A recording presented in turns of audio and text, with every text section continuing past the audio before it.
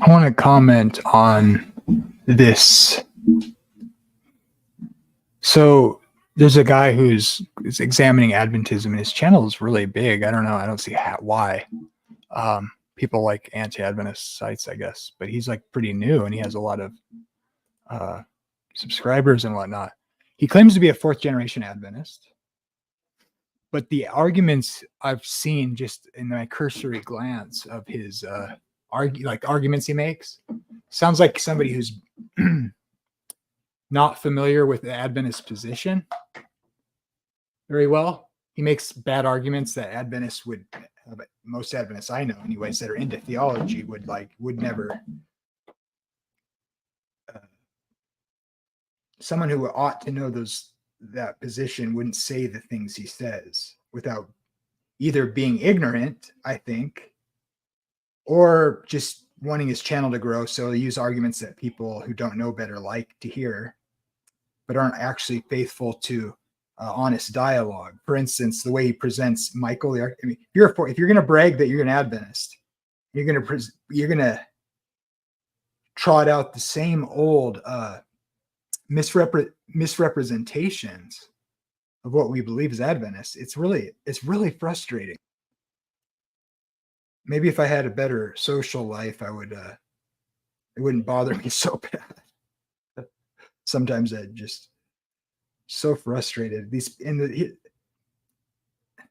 reason. I want to start with this. Actually, I wrote this down. I was thinking about it. So, why it's probably not a good idea to be a discernment. It's one thing to be a discernment ministry if you're like in dialogue with people that have the belief you're questioning, I think. But I'm really not impressed with people who want to claim they used to be Adventists and they are doing anti-Adventist sites. They should have better, hey, Eric. They should have better sort of arguments. Like if you're gonna do a discernment ministry, is what you got to do at least is watch a video on YouTube of an argument that sounds good to you, and then go to that website, go to that that denomination's answers. Oh, hey, what's up, Edwin? How's it going? What's up, brother? How are you? Good.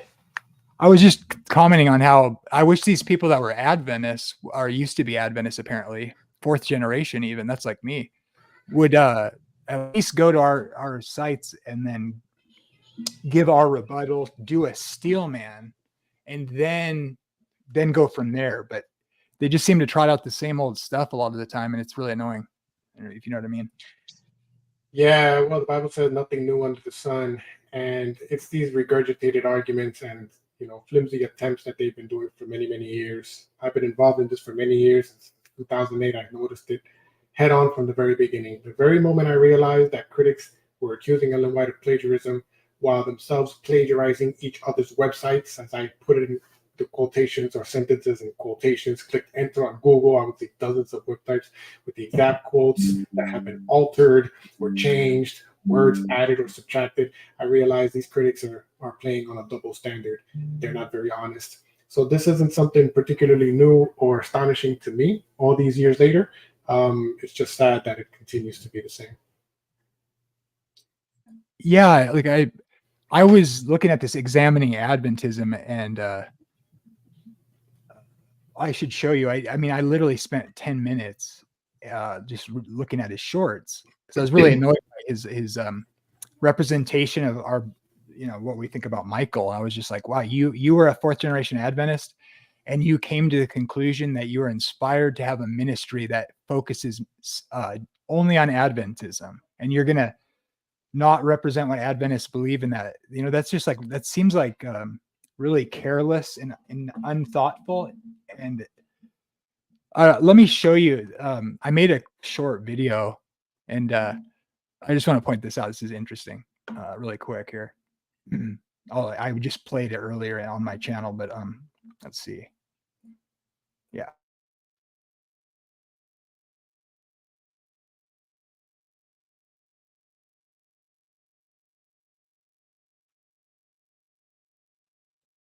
The wrath of God was exhausted on Jesus,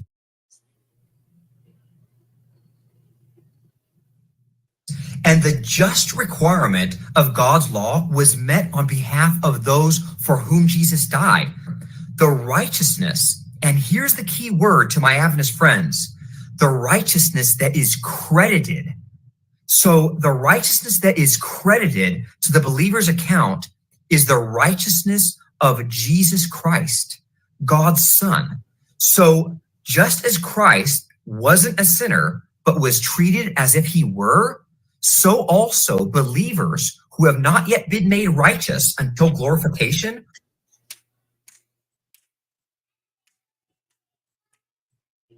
For this reason, therefore, the Jews were seeking all the more to kill him, because he not only was breaking the Sabbath, but also was calling God his own Father, making himself equal with God.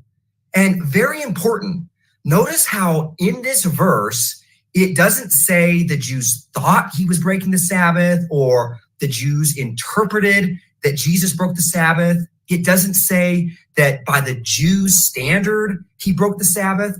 It doesn't say in the opinion of the Jews, Jesus broke the Sabbath by healing the man or instructing the man to carry his load. Instead, the Bible says that Jesus broke the Sabbath.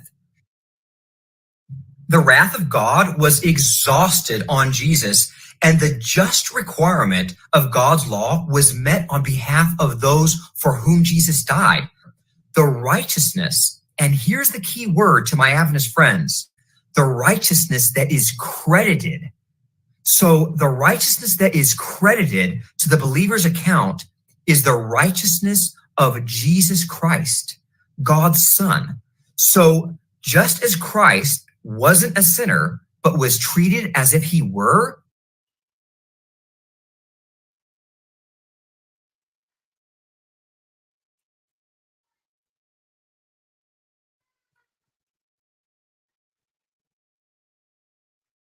Did you catch that? Did you catch what he did? Mm-hmm. He's basically arguing that Jesus broke the Sabbath, but then that he's not, his credited account on our behalf treated like a sinner as though he wasn't. But then he turns around and makes that argument. I mean, I looked at like 5 clips and I find that, and then I looked at his what denominational confession or whatever he holds to. He holds to the 1689 Presbyterian. It's a Calvinist, right? Confession. And then he says he doesn't hold to the chapter 22. He said the 1689 or Baptist confession, 1689 Baptist confession, but not. And chapter 22 is on the Sabbath, right? And it says there it says the Sabbath is changed to Sunday, and that it's the moral law. Like they hold basically this. We basically inherited that sort of position, and then developed it or whatever historically. And he said, "Oh, I don't hold to that." What would you say to that? How would you respond to that sort of thing going on there? Can I share my screen? Yeah, absolutely. Oh, yeah. Hey, Jared. Hey, what's going on? I don't see it yet. Good. What's up, Jared? Yeah, I haven't put it up yet, but I would say, first of all, that this is a common argument among the critics, and they don't realize that they're accusing Jesus of being a sinner, because typically they argue that the Sabbath ended at the cross, but this situation that this critic just brought up was before the cross. So if the Sabbath ended at the cross and therefore was no longer a sin to violate the Sabbath after the cross, that means that it was a sin to violate it before the cross. And this situation in John chapter 5 was before the cross. And so if he's going to interpret that to mean that Jesus violated the Sabbath and was a sinner, then basically he refutes his entire previous argument, which means that his righteousness is credited to us. What kind of righteousness is that when he actually broke the Sabbath and failed to keep the righteousness of the law? So unfortunately, he is probably unbeknownst to himself, perhaps by some sort of preconceived idea or bias, who knows what the reason may be.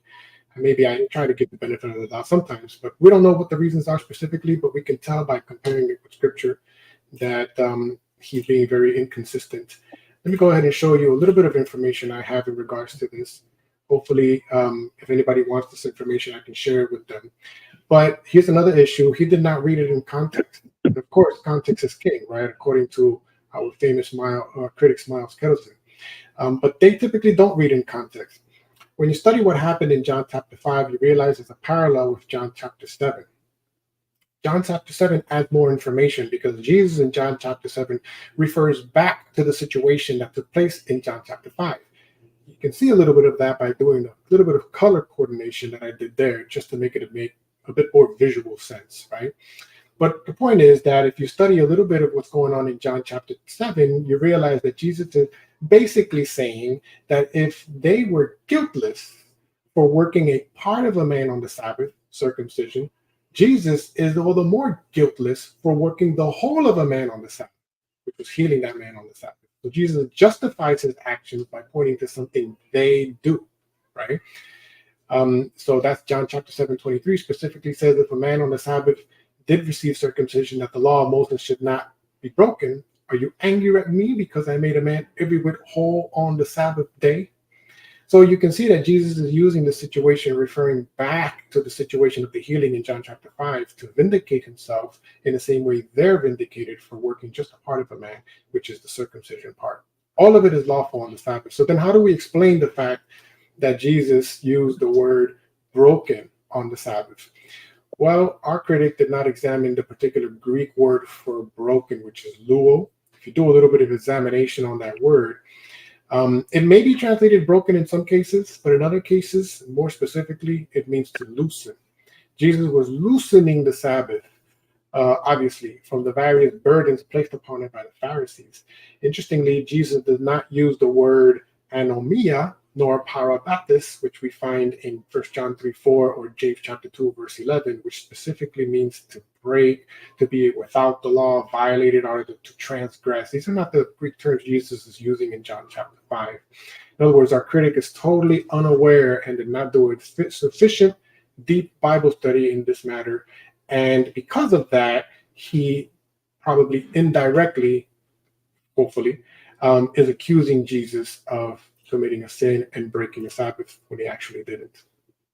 Yeah, so that term you could argue it would be better translated as something like loose, and meaning like the idea, which would convey the idea of, in the Pharisees' mind, what they were thinking as the proper thing, but really isn't. It's there. In other words, he's loosening their grip on it, sort of idea, right?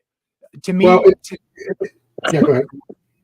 Well, yeah, I was just going to say that it seems to me there's several ways you could interpret this verse. Like, to me, I kind of just think, I think it's ambiguous as far as to, like, because people will point out it's John kind of interjecting in the narrative to, like, talk to the reader, like to who, like the reader whom he's writing to, because it's like he gives the, the Bible does this in the Old and New Testament all over the place, where they'll be telling you a story from the first person point of view, and then it'll just stop, and then the person writing the gospel or the book or whatever will like tell the reader, you could say, I forget what you call that, but and this is where this happened because for this reason, like they interject into the story from telling a first person story. And so someone might say, well, this is John stopping to tell you what's going on. They not only, this is what they were thinking, this is what they were doing. And so to me, that just says, hey, I think it's like, you could take it either way. I don't mean to be loose with it, but I would just say, I mean, theologically, and for the reasons you showed from the context, it's like, obviously he didn't sin. There's the whole New Testament context would fly in the face of that, right? Tons and tons of theology. There's no way he's saying that. So, well, the fact of the matter is that in the previous chapter that he was defending the legality of his actions on the Sabbath means he's upholding the Sabbath law in the first place. For example, when my students pull out a 3x5 note card on their exam, they don't feel any need to justify why it's not cheating, because I've already told them it's okay to use a 3x5 note card, right? Mm-hmm. So they don't have to explain that it's not against the rules, right?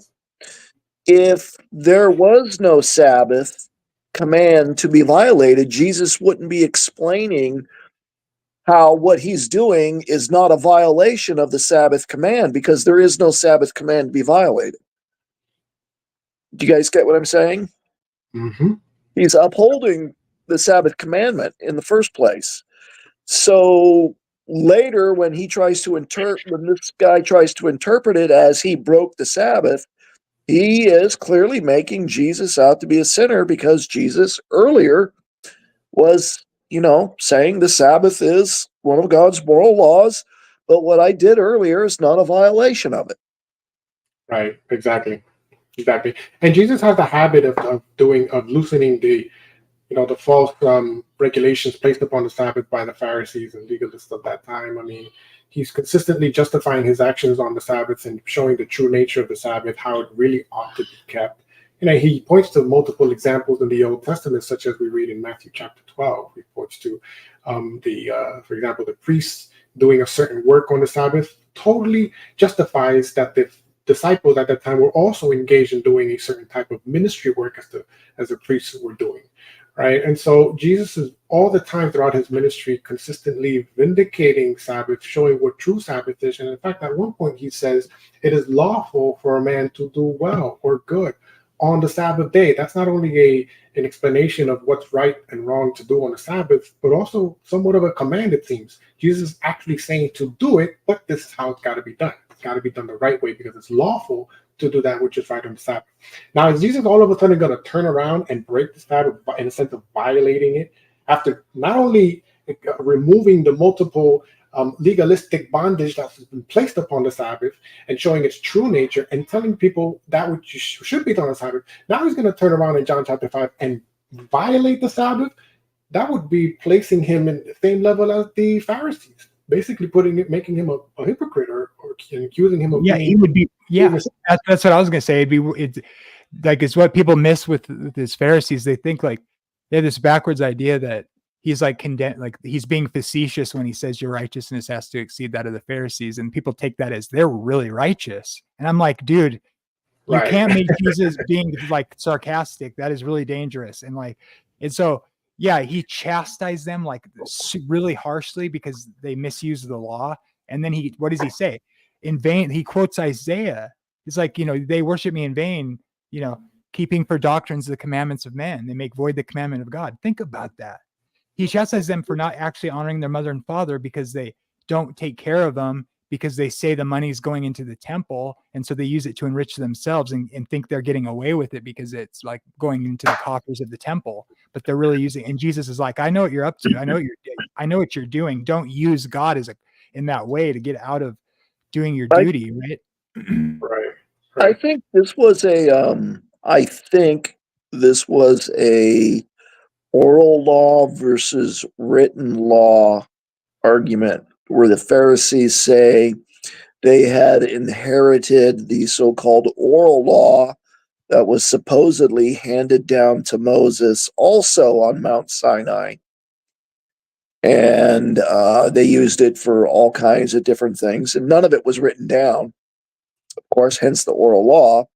And Jesus is saying a whole bunch of this stuff, all your oral law and the traditions of your elders, is violating God's clear written law. And as a matter of fact, you guys might be interested to know that the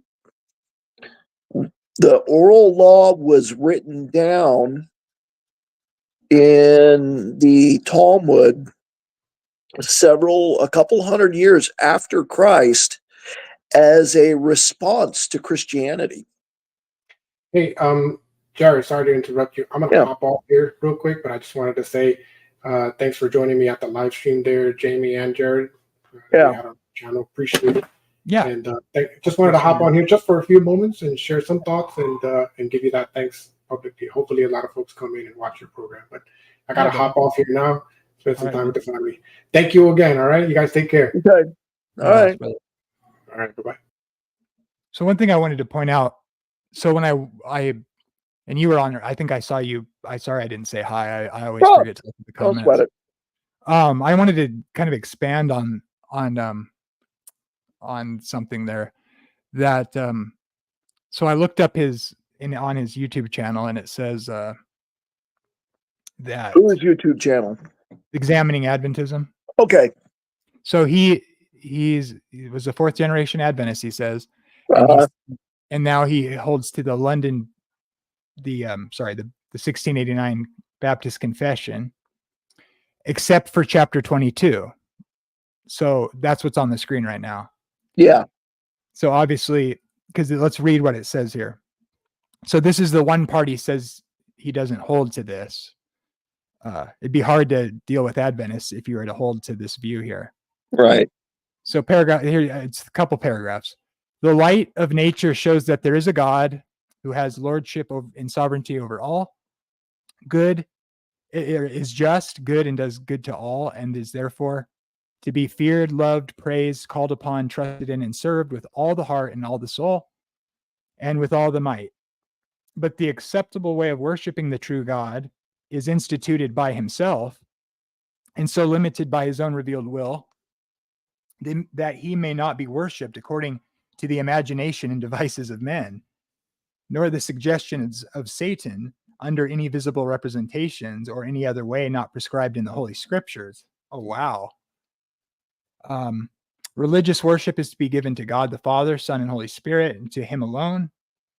Notice the singular there, nice. Not to angels, saints, or any other creatures, and since the fall, not without a mediator, nor in the mediation of any other but Christ alone.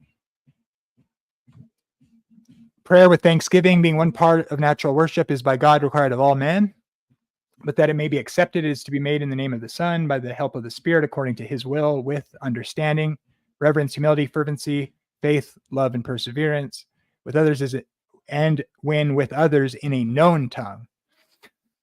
Let's see. Let's get to the point here. It's going through the prayer. Okay. This is paragraph 7. I skipped ahead. As it is the law of nature that in general a proportion of time by God's appointment he be set apart for the worship of God, so by his word in a positive, moral, and perpetual commandment, binding all men in all ages, he has particularly appointed one day in 7 for a Sabbath to be kept holy unto him, which, notice it's saying, in other words, even unconverted men will be judged for not keeping these laws. So this is something to be held against all humanity for not obeying. Binding on all men in all ages, he has particularly appointed one day in 7 for a Sabbath to be kept holy. From the beginning of the world to the resurrection of Christ was the last day of the week. From the resurrection of Christ was changed into the first day of the week, which is called the Lord's Day, and is to be continued until the end of the world as the Christian Sabbath, the observation of the last day of the week being abolished. Now, so he doesn't hold to this view, and wisely so, obviously, right?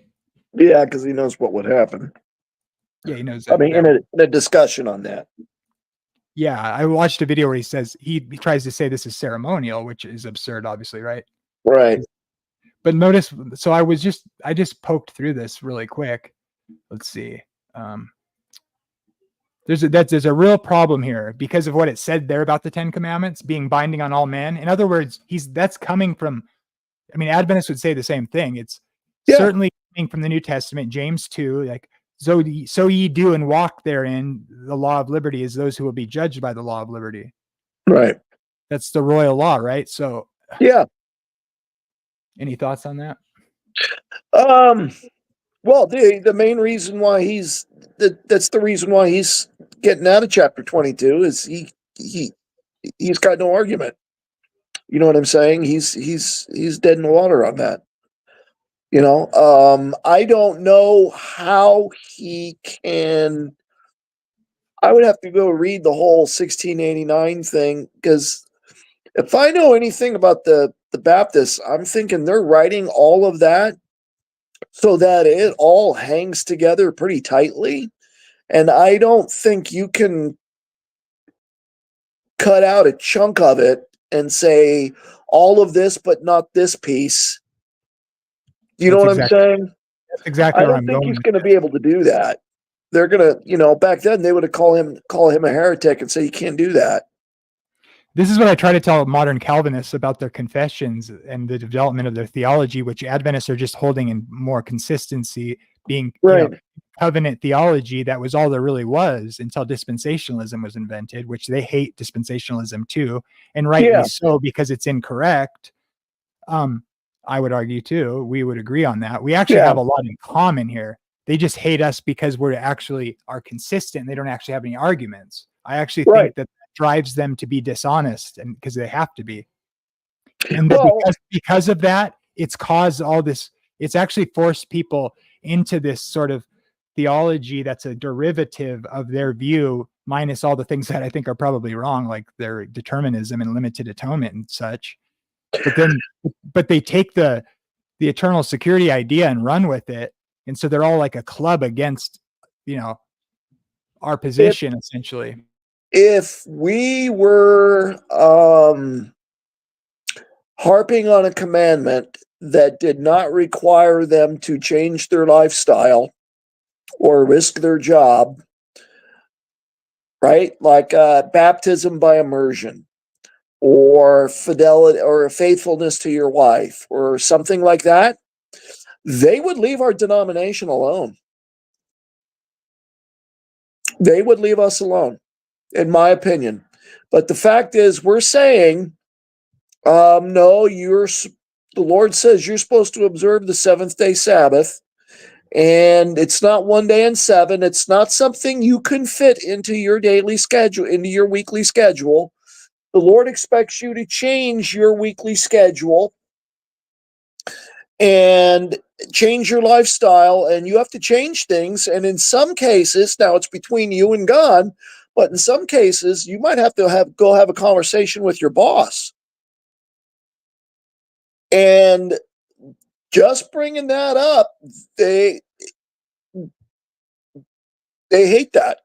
And that brings the attacks upon us. I don't think the investigative judgment would bother them anywhere near as much. I think it's, in my opinion, I think it all revolves around the Sabbath and the fact they actually have to change. Hey, by the way, I actually think people don't realize how much, over the last few hundred years, how they've kind of strayed from the systematic way of understanding the law. When you read the people who wrote these confessions and the way they talked about the 10 Commandments, it's kind of forced Christianity as a whole to sort of shift the way they argue, the not correcting the mistake, rather than joining, which is scary. I'll let God be the judge of that, but I think people don't realize that, like, what we say regarding like the principles and the theology is what most Christians would say. But now that they can't defend the Sunday Sabbath thing, they kind of go sort of limp, sort of like, well, we're not under the law. It becomes a much more popular argument. And I watch these Calvinists, they don't listen to our pastors. They don't hardly any of them, but we listen to theirs. I've noticed, and I do at least. And when they're talking to someone who's like a dispensationalist and they're Calvinist, they'll talk exactly like we talk, with using the scriptures. But then when they talk to us, they sound like them, the ones they talk like us to. Yeah. And so it's kind of like if you're being more strict than me, then you're legalistic Judaizer sort of thing. If people were based, like, if people were really confident in their position, I think, and they were mature, but you don't see this even among the leaders that seem like strong leaders, especially in Calvinist circles. Like they have no problem calling us a cult and all this, but in reality, like if they were secure, they would just be like, they'd recognize how similar we actually are, and they'd give us a break because we're just being consistent with their sort of theology largely, right? Because they don't go after the Wesleyans, like, which we are, the Calvinists. It's because of the Sabbath thing plus that. But they'll work with those people and call them part of the club. Well, we're a great deal more. I have a great deal more in common with a Southern Baptist from 120 years ago than I do with any American evangelical. I don't recognize American evangelicalism. It's just so strange to me. I don't know how to explain that, except that's just they're they're all dispensationalists, and the the I guess maybe one of the most famous Calvinist types would be, you know who John MacArthur is? Oh yeah, You know, very familiar. he has, as far as I can tell, he's got no problem calling us a cult, but he will talk just like you said, he will talk to dispensationalists, and he sounds just like us. And then the moment he starts talking about the Sabbath and that sort of thing, he sounds like a dispensationalist. Yeah, let me point. I want to go into this chapter because I just Yeah. I'm sorry I if want I to don't have show any the super problem with bright things to bring up. what's that? I said, I'm sorry if I don't have any super bright points to bring up or Oh yeah, anything. no, you're great. That's great, man. Don't worry about it. So this listen to this. This is regarding the law of God in the confession here. This is chapter 19, a few chapters before the Sabbath one that he skips over. But notice what it says here. God gave to Adam a law of universal obedience written in his heart, and a particular precept of not eating the fruit of the tree of the knowledge of good and evil, by which he bound him in all his posterity to personal, entire, exact, and perpetual obedience, promised life upon the fulfilling and threatened death upon the breach of it, and endued him with power and ability to keep it. What is this thing he imbued him with? The same law that was first written into the heart of man continued to be a perfect rule of righteousness after the fall, and was delivered by God upon Mount Sinai in 10 commandments, and written in 2 tables, the 4 first containing our duty towards God, and the other 6 our duty towards man. Besides the law, commonly called moral, God was, and by the way, people talk all the time like these people were idiots for making these distinctions, not realizing that they knew absolutely about how the law didn't technically have these categories in it. And people think that's a slam dunk, but everybody understands this. It's actual, like it's the realistic way of categorizing differences. Everybody makes ad hoc categorizations to help think about things. Yeah. It's not a claim that God cut it up and this and that and all that. That's not the point. It never was. Right. They all just have agendas to make it seem like, well, it's because they want to get rid of the whole law, or they want to bring the whole thing over, like in certain extreme cases. And so it's like, no, that's your problem. The New Testament doesn't do that. It makes distinctions very clear. I mean, the fact that they're the 10 commandments and all the details we give, and people just scoff at that now. It's like, well, God wrote it with his finger. He spoke it out loud. He let me, you know what I mean? They're called the 10. Like, those are distinctions. There in Deuteronomy and in Exodus, it specifically says that it is the law of the covenant, right? And in Jeremiah 31 and in Hebrews 8, it says that it's the law of the new covenant. The distinction is made within it itself. I made a video on that for my dispensationalist friends who will never watch it. Yeah, so besides this law called moral, commonly called moral, notice that term, that shows you they understood what they were saying. God was pleased to give to the people of Israel ceremonial laws containing several typical ordinances, partly of worship, prefiguring Christ and his graces, actions, sufferings, and benefits, and partly holding forth diverse instructions of moral duties, all which ceremonial laws being appointed only until the time of Reformation, that's Hebrews 9, end of Hebrews 9, are by Jesus Christ, the true Messiah and only lawgiver, who was furnished with power from the Father for the end abrogated and taken away. Now, and then it goes more into this, how they applied with the general equity of the law and the institution of it, expired with the state, the judicial stuff under the theocracy, which is obviously the case, right? The temple's gone, etc. So I just want to point out, though, so what is he saying? Well, from what we read previously, this putting it in the heart of man from the original opening, that it's saying that the things codified in the 10 commandments were put on the heart of Adam from the very beginning. and it was the principles before and after the fall, and delivered on Mount Sinai in the Ten Commandments. He's not saying they were invented at Mount Sinai. This is saying that they are just codified there. And Right. in every commentary from, if you just read James Fawcett Brown or just any commentary, especially the Calvinists, when they give commentary on the Sabbath and give their commentary, they all make comments about how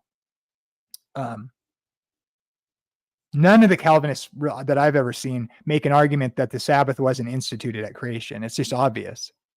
Like logically, in the way it's presented, as well as because it's made holy, it's ordained as holy by God. And the only way they would have known what day of the week it was is if God told them they were created on day 6 and the next day was the Sabbath. Right. And since the weekly cycle is not astronomical at all, that had to come from God telling them about it. And we can see, we have archaeological finds in Babylon that are at like over 1,000 years older than the 1400 dating of Moses, that talk about a 7-day week with a sabbato or whatever, sabbatu in Right. it. So it's like, where did that come from? Are you going to say God didn't? And the thing is, it's because they recognize that like, if you just look at the Sabbath ceremonial, is it? It's offered, you have to offer it to the stranger in your gate, even to your animals. So are you saying it wouldn't, like, maybe that's why the Presbyterians got off track, is when they were holding slaves to fund their ministries. I mean, it's like, you know what I mean? I jokingly made a video a while ago. I was like, Miles, would you rather be, if you were black and you lived in the mid 1800s, would you rather be a fledgling Adventist, or would you rather, but it's a false gospel apparently, or would you rather be a black man and be in the Presbyterian sort of area in that time period when Adventism started? It's like, you want to be a black Adventist or a black Presbyterian? I'm going to go with the Adventist, I think. Yeah. Because they were slaves, Well, if again, I really believe that, again, the reason why they are driven to calling it ceremonial is because they don't want to keep the Sabbath, because they don't want to change their lifestyle, period. They don't want to do it. Now, I'm going to be honest with you. I need to clean up my Sabbath observance myself. Okay. We all need to, kind of go back to square one and straighten some things out. So I need to do that.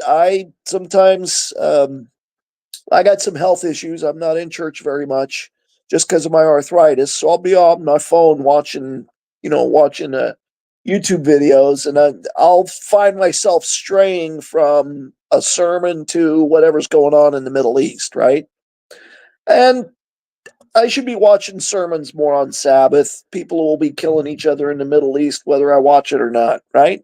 So I don't want to be too judgmental, but I at least acknowledge what the truth is. But I really think I've just really, maybe I'm biased, but I'm just really convinced that it boils down to they are angry with the Adventists and the Adventist church because they don't want to change their personal lifestyle, because they personally don't want to observe the Sabbath. They don't want to do that. Well, yeah, like with these guys that used to claim that assuming that what they're saying is accurate, and I presume it is, that they used to be Adventist, to just that's the other thing that irritates me. Like the idea that you really understood Adventist theology, and like people are going to feel this way if somebody leaves their denomination for a different one. But like, if you know scripture really well, it's very rare, it seems to me, because some of these doctrines are being more popularized in evangelicalism or whatever, since they don't really have confessions or denominations anymore. So people are able to take on, have different positions within the same church and whatnot, which is cool in a certain sense. It can be a good thing in certain ways. There's advantages to both ways, but I would say as it's being more popularized and it's more acceptable to hold sort of not the mainline thing or whatever that everybody in the church is holding, is that popularizes, it just seems so weird to me that you could actually understand uh, why we believe what we do about hell and death and the Sabbath, and then decide you're not going to be an Adventist because of some, like you think they get justification wrong, which is weird because officially, like, people may say it wrong or have issues with it, but our actual fundamental beliefs are pretty standard Wesleyan. And so, like, nobody cares about other people's eschatology. Everybody just kind of seems to accept you have different eschatology.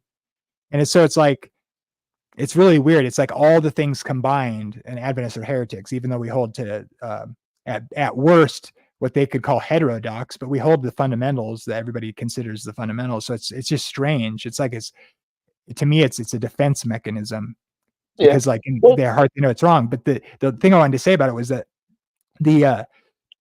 actually, go ahead. Well, what I found interesting is the video clip you were playing is he was saying that Christ was righteous and condemned as a sinner, so we could be given his righteousness, right? Or accounted with his righteousness, right?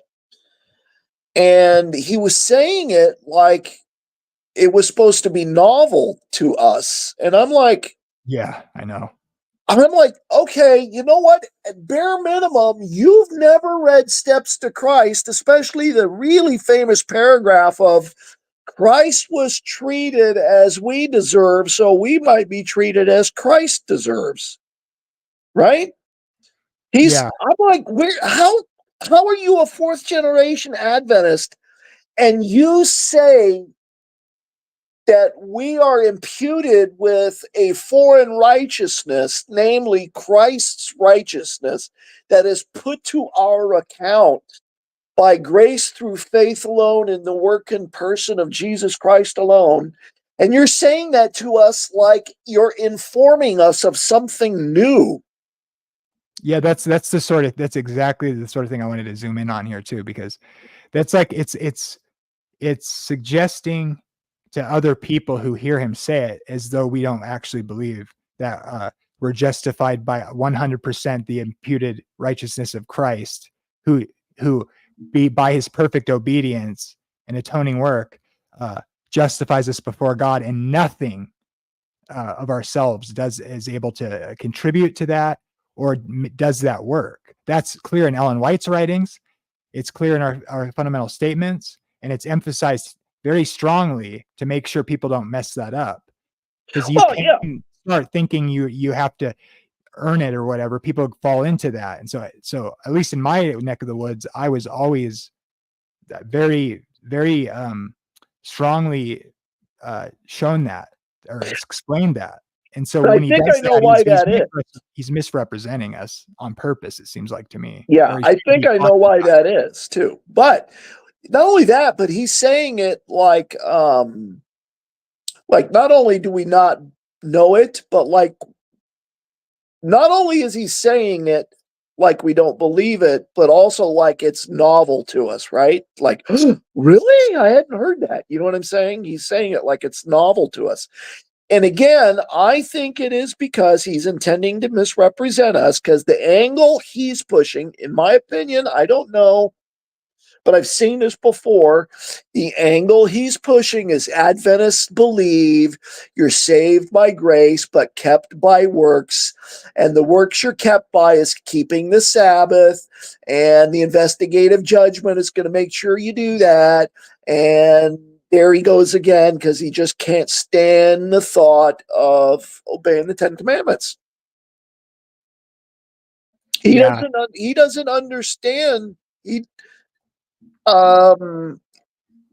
my opinion, he doesn't understand sanctification and spiritual maturity. And sanctification is the righteousness of Christ, none of our own, right?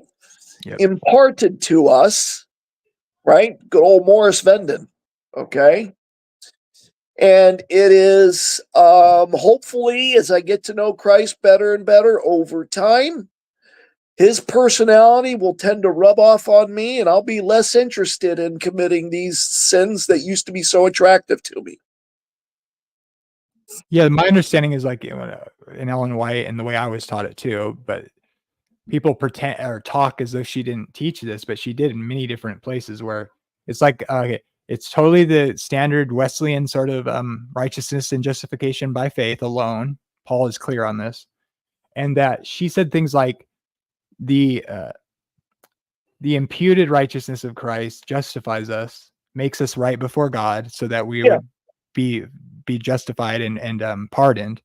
And then through that imputed righteousness and the ongoing ministry of Christ through the Spirit in us, that she would even emphasize that the imparted sanctification and the conversion experience and the growing towards the image of the Son was flowed out of the understanding that we are justified by faith, by grace through faith alone, in the finished work of Christ alone in that sense. And so everything flows through that, including the sanctification process. So then someone will say, well, what if you don't walk in the sanctification? Then you're in danger. That's what I would say. But I would say not because, so the thing is, the issue here is that this is standard classic Christianity. It's not that if you sin one time, you're lost. It's that the Bible is constantly warning that if Jesus said, if you don't abide in me, then you will wither and be thrown into the fire. Now, here's the options. You can go the Calvinist route. See, Calvinists can complain about our views because of their views about God's sovereignty and what they believe about that, and how their version of total depravity. I think all that's totally wrong, and it flies in the face of like every Christian tradition until Calvinism. And common sense. Yeah, and common sense. It's just like, well, but then so these other people come along and they say, well, we know Calvinism's not right regarding the sort of deterministic thing.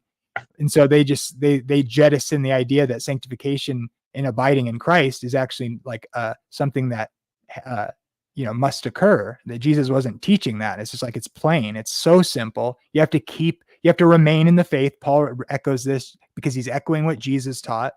And so some people can struggle with that because they're worried about losing their salvation. But see, that's sort of like a pastoral concern, which I would like share with somebody if I was ministering to somebody in my church and they were struggling. But that doesn't mean you get to change what the Bible says. It's like, look, maybe some people need to struggle. I'm not saying everybody or anybody in particular, but like, I'm just saying that we got to be honest with what it's saying. And so the way I understand it is that, to me, it seems that you can't really have any real assurance if you're not experiencing a relationship with God.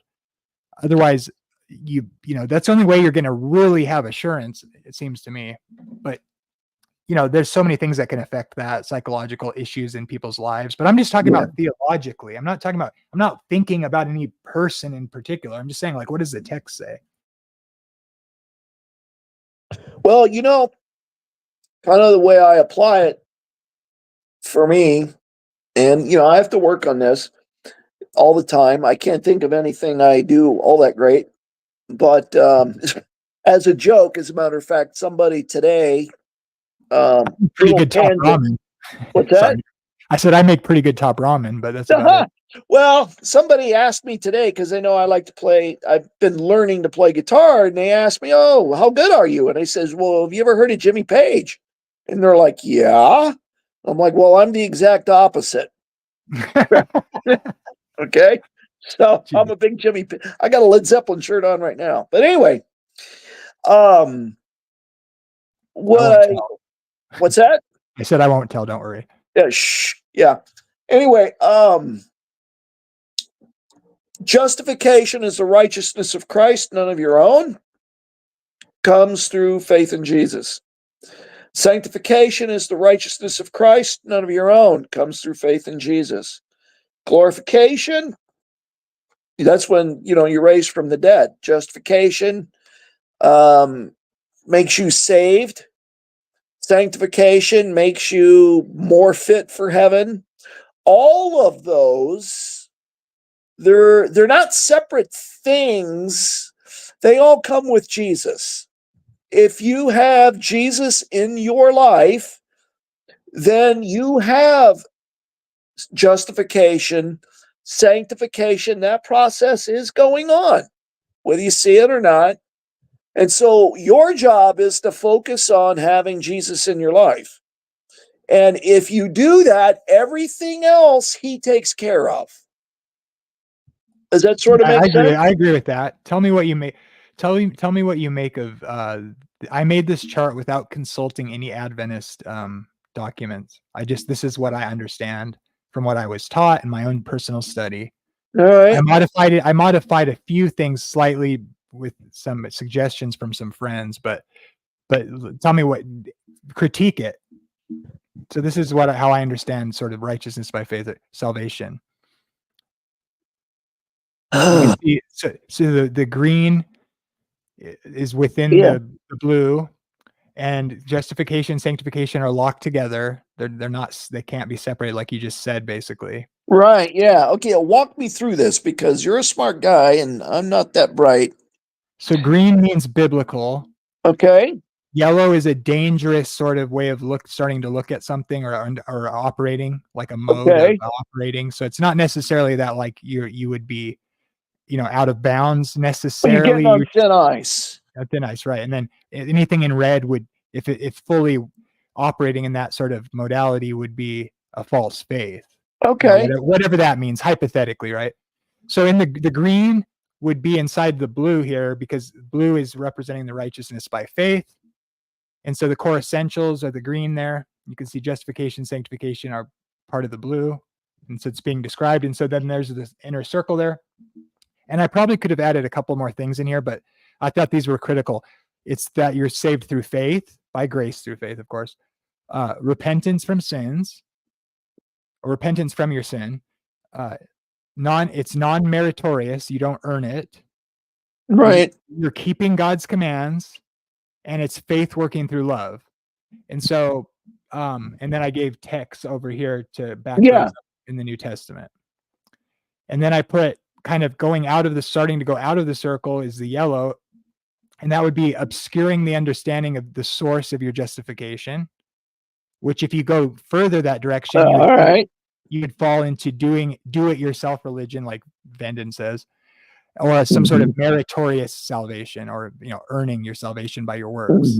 And then on the other side, if you start to obscure the necessity of obedience, right, you start thinking obedience doesn't matter at all or something, right, that direction. And if you go extreme, you'd go into like hyper grace, where like obedience has nothing to do with salvation, or mere mental assent, believing a proposition, and that's it, claiming that Jesus is teaching in it. And it would also lead to a sort of false assurance based on man-made ideas. Yeah, so, I was just, something popped into my mind. I'll tell you this little adage real quick in just a second, but the hyper grace, mere mental assent, obedience isn't necessary type of thing.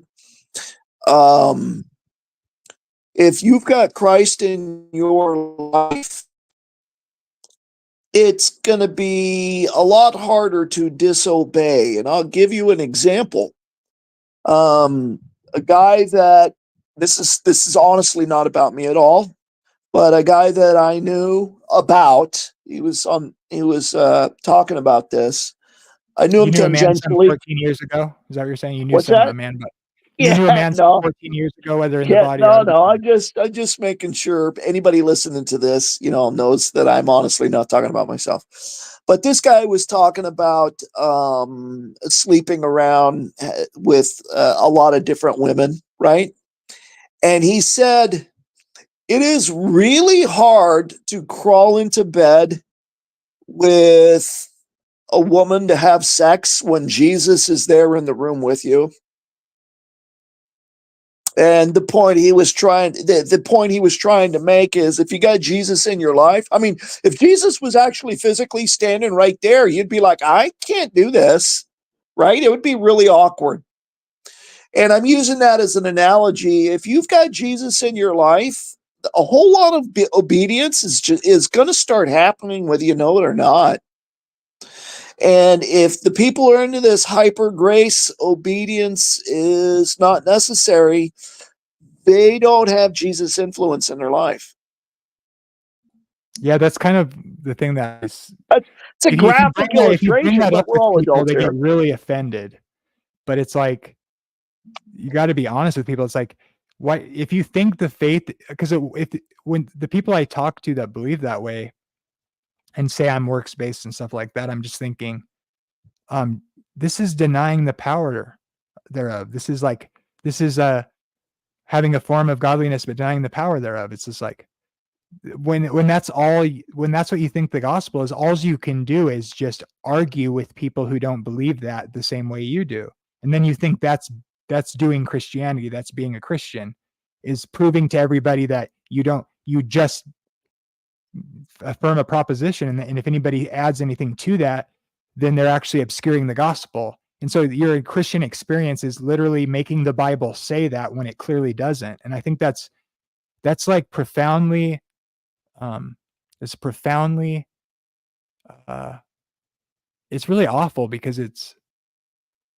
It's not the the way they have kind to of argue for it, it's just like it's a replacement of what the faith is. And it's like, how do you tell somebody that, or try to demonstrate that? It's like, you want to, I struggle with how to operate with that sort of thing. yeah. Well, it's not the kind of fruit that you would be bearing as a vine if you were deeply implanted into Jesus. When you look at the New Testament, people that knew Jesus really well didn't talk or behave like that.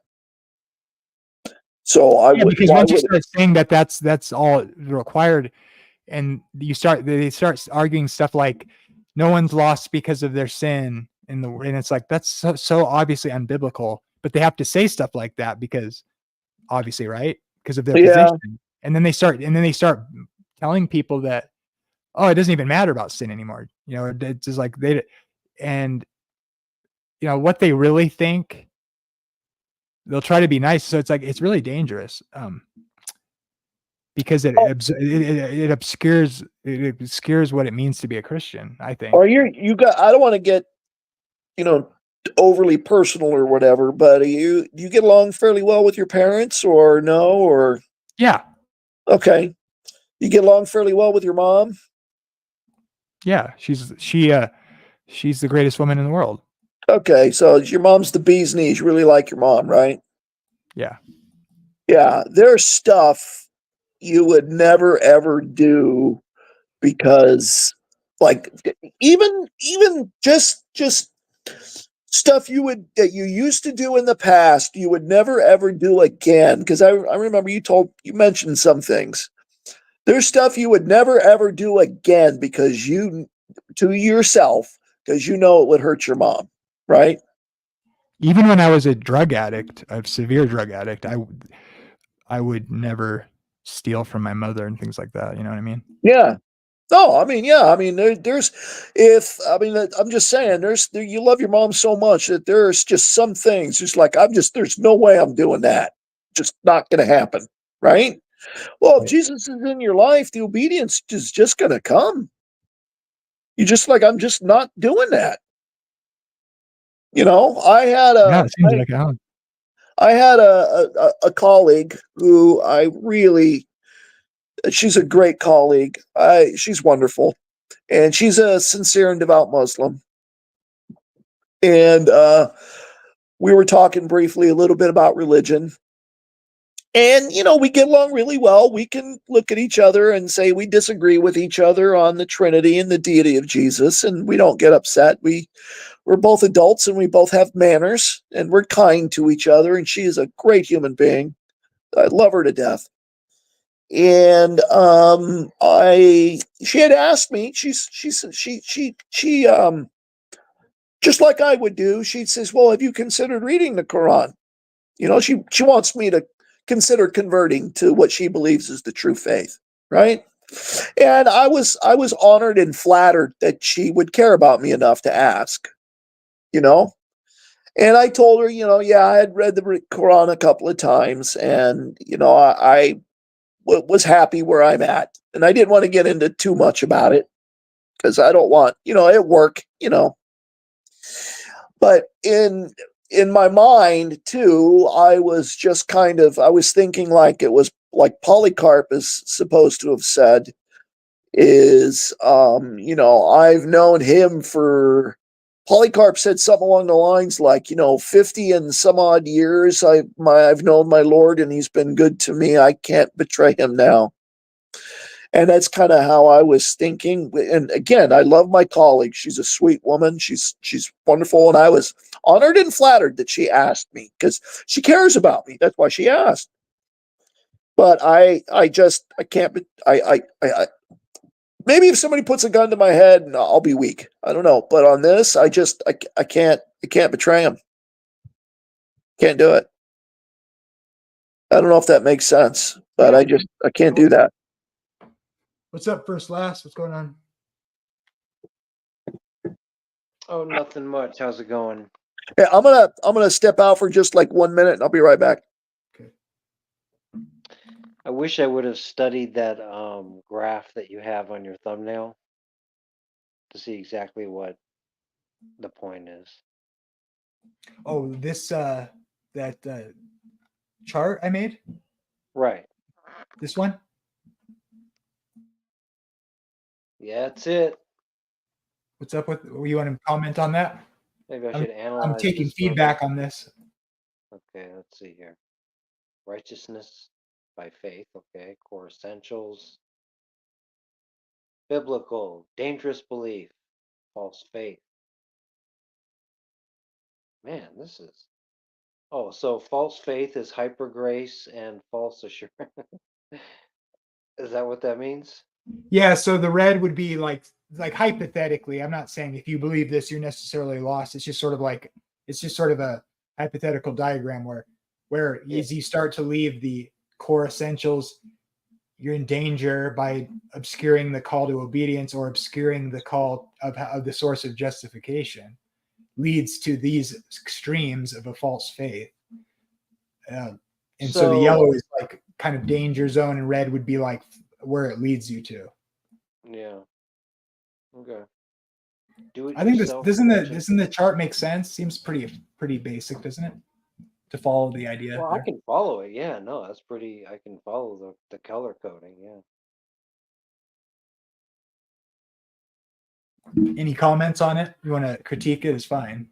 Meritorious. Yeah, thinking you have to earn your salvation by your work. Meritorious false salvation. I don't know. I mean, the only thing that stood out to me was number 2. I think some people disagree with that. They say you don't have to repent from sin or something. You just have to believe. Yeah.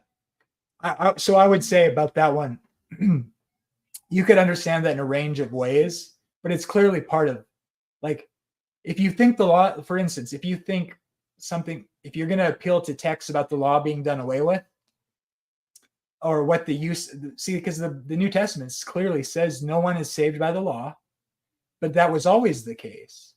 In other words, the law is a mirror, right, to show us our needing a savior. And so if you don't have a mirror, that's the purpose of the law, according to Paul in Romans. So the law, people don't seem to realize the implications of that it has to be valid if you're going to see that you need to be saved. And so repentance from sin is at least recognizing, see, it's like the other side of the gospel. You can't remove it, because the reason you need a savior or can recognize that you're in need of that is because there's a law that defines what sin is, and then shows a person their condition so that they recognize they need to be saved. That is what the Holy Spirit does to convict the world of sin. So you have to at least recognize that to even have a basic understanding of what it means to be saved. That's why I laugh when people say no one's lost because of their sin. I'm like, no one's needs saving then. So what does it mean that hyper grace is false faith? What does that mean? That would mean that, well, it could be anything. It could be that you think you're not saved from your sin might be a version of hyper grace, so that you don't even recognize what you're being saved from, so the Holy Spirit can't even work in your life, which is how you receive people have different ideas about how that works, but the idea is that you have the Spirit of God that convicts you of sin. So hyper grace would be like not recognizing that, right? Or it would be thinking it doesn't matter what you think, like what you do or believe after you once believed. That would be that hyper grace.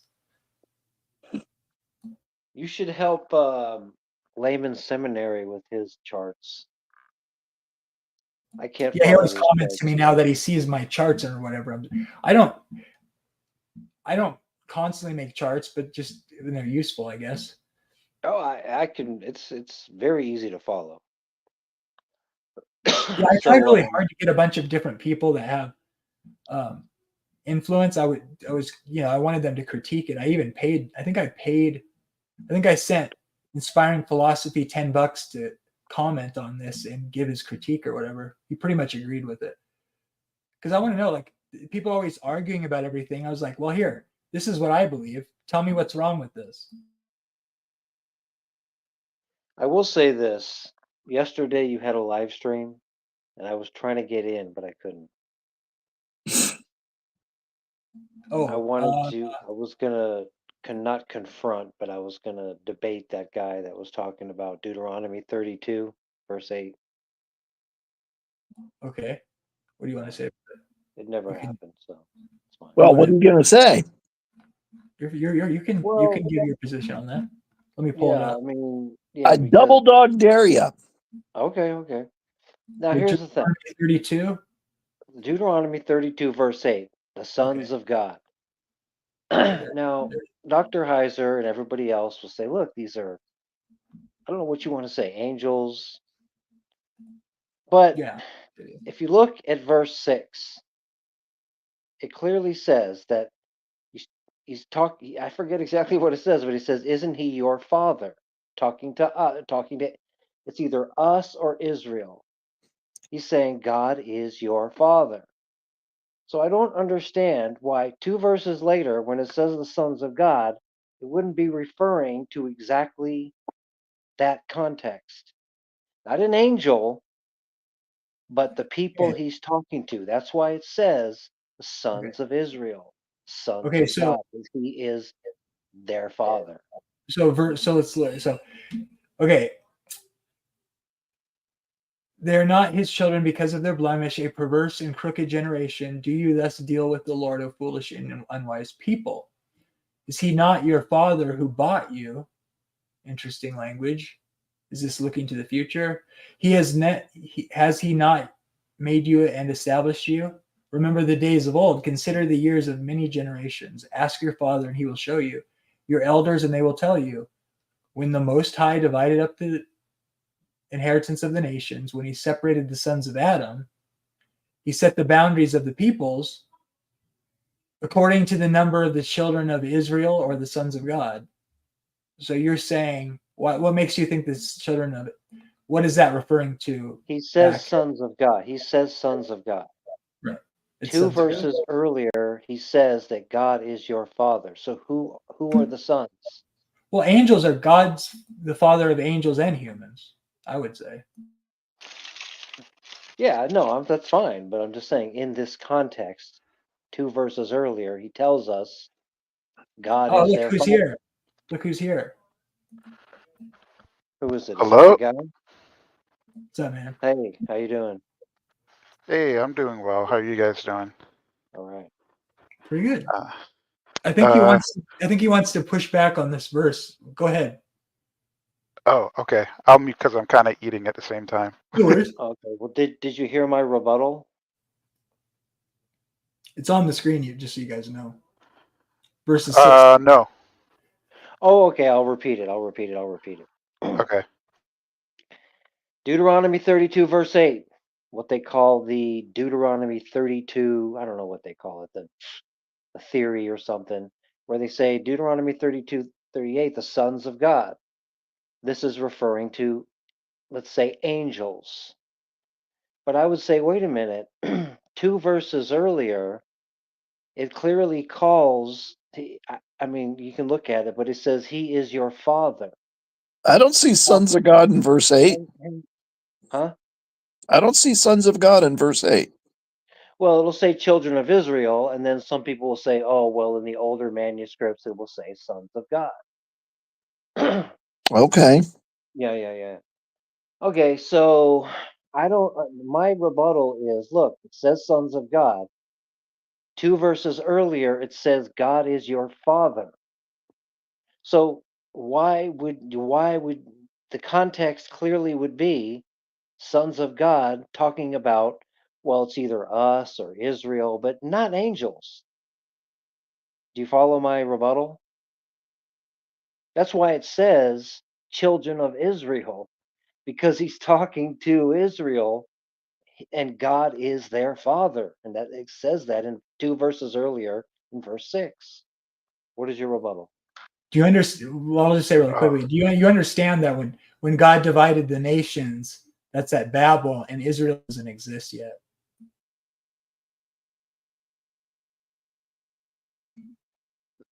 Okay, that's a decent point. That's fine. That's one of the main reasons why they think it's a bad translation to call it the sons of Israel. But of course, Moses is writing this after the fact, referring back. So is that anachronistic? I think you can make a case either way, I suppose. But does God obviously speaks prophetically about things he's going to do, but does he speak about somebody that doesn't yet exist? You know what I mean? So Moses is writing this after Israel exists. Is there some reason to think because the author is writing it after Israel exists, referring back to a time when God did something before Israel existed? Speaking of it, seems like that's plausible, but the question is, what is the term there? And people argue about the sons of God in Job, or I take the sons of God in Job to be the angels at the creation of the world or whatever, but some people don't want to do that. They don't want to take sons of God as ever referring to angels, but righteous people who call on the name of the Lord. I think it's both. Context determines meaning, and sometimes it's not easy to tell. And like we talked about the other night, God seems to talk about humans and blend it with spiritual realities and angelic beings, like without any regard for making a clear cut in the context necessarily. So you could almost make a case that it's both in a way, right? Right. Yeah, definitely. I agree. Sons of God. I'm a son of God. God is my father. He's our heavenly father. I'm a son of God. There you go. So like it seems to me that the literal use of the term Can you scroll up? son of God means on a literal basic level, it just means God is your father, like your progenitor, let's say. So all angels are sons of God literally because God creates them from his hand. They aren't born, they're created. So all angels would be sons of God. If you look at the genealogy of going back to Adam from Jesus in the New Testament, and it goes in reverse back to Adam, who is a son of God. I think that idea there is that, well, Adam didn't have earthly parents, so he like an angel. Adam is automatically literally a son of God in that sense. God made him from his hand, like he makes angels. He's the first of his kind. So he's literally a son of God in that way. He's also sort of and because of that, he's kind of the head of the human race as well. And that fits nicely with the idea that Jesus is sort of like, succeeds where Adam fails sort of idea. But they're both sons of God in a literal sense regarding the way they're born into the world. But then that term also then gets sort of used, I think, in the New Testament, or when people call on the name of the Lord in the Old Testament. You could make a case for this, right? When people return to the God and they're converted, this idea is like, or in the New Testament, this being born again idea, born from above, born by the Spirit of God. In other words, you have a new birth, a new creation by way of your conversion to Christ, and it's a work of God where you're reborn. And so So it's like using that literal idea about what it means to be a son of God in its literal sense and applies it to the sort of spiritual idea of being born again and being, becoming part of the kingdom of God through a conversion experience. Yeah. So then the question is, how does the context determine its usage? And it's not always clear.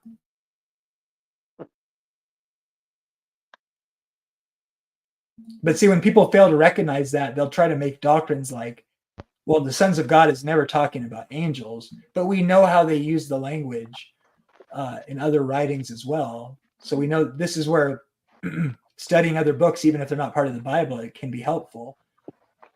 Doesn't necessarily mean the Bible's using it in the same way automatically, but it does help inform. And we know what the words mean.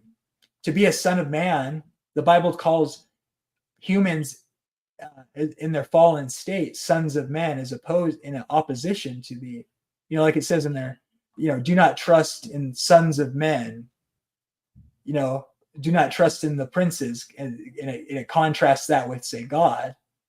But then, of course, that becomes a title of Christ. And some people read that and they think that title of Christ is saying something like he's not God, or that it's disparaging Jesus there using that language. Well, it uses that language in its literal sense, the idea that you're a son of Adam, you're fallen, as opposed to being a son of God or whatever. That's the literal usage of the words. But then that becomes a messianic title for Jesus as well. So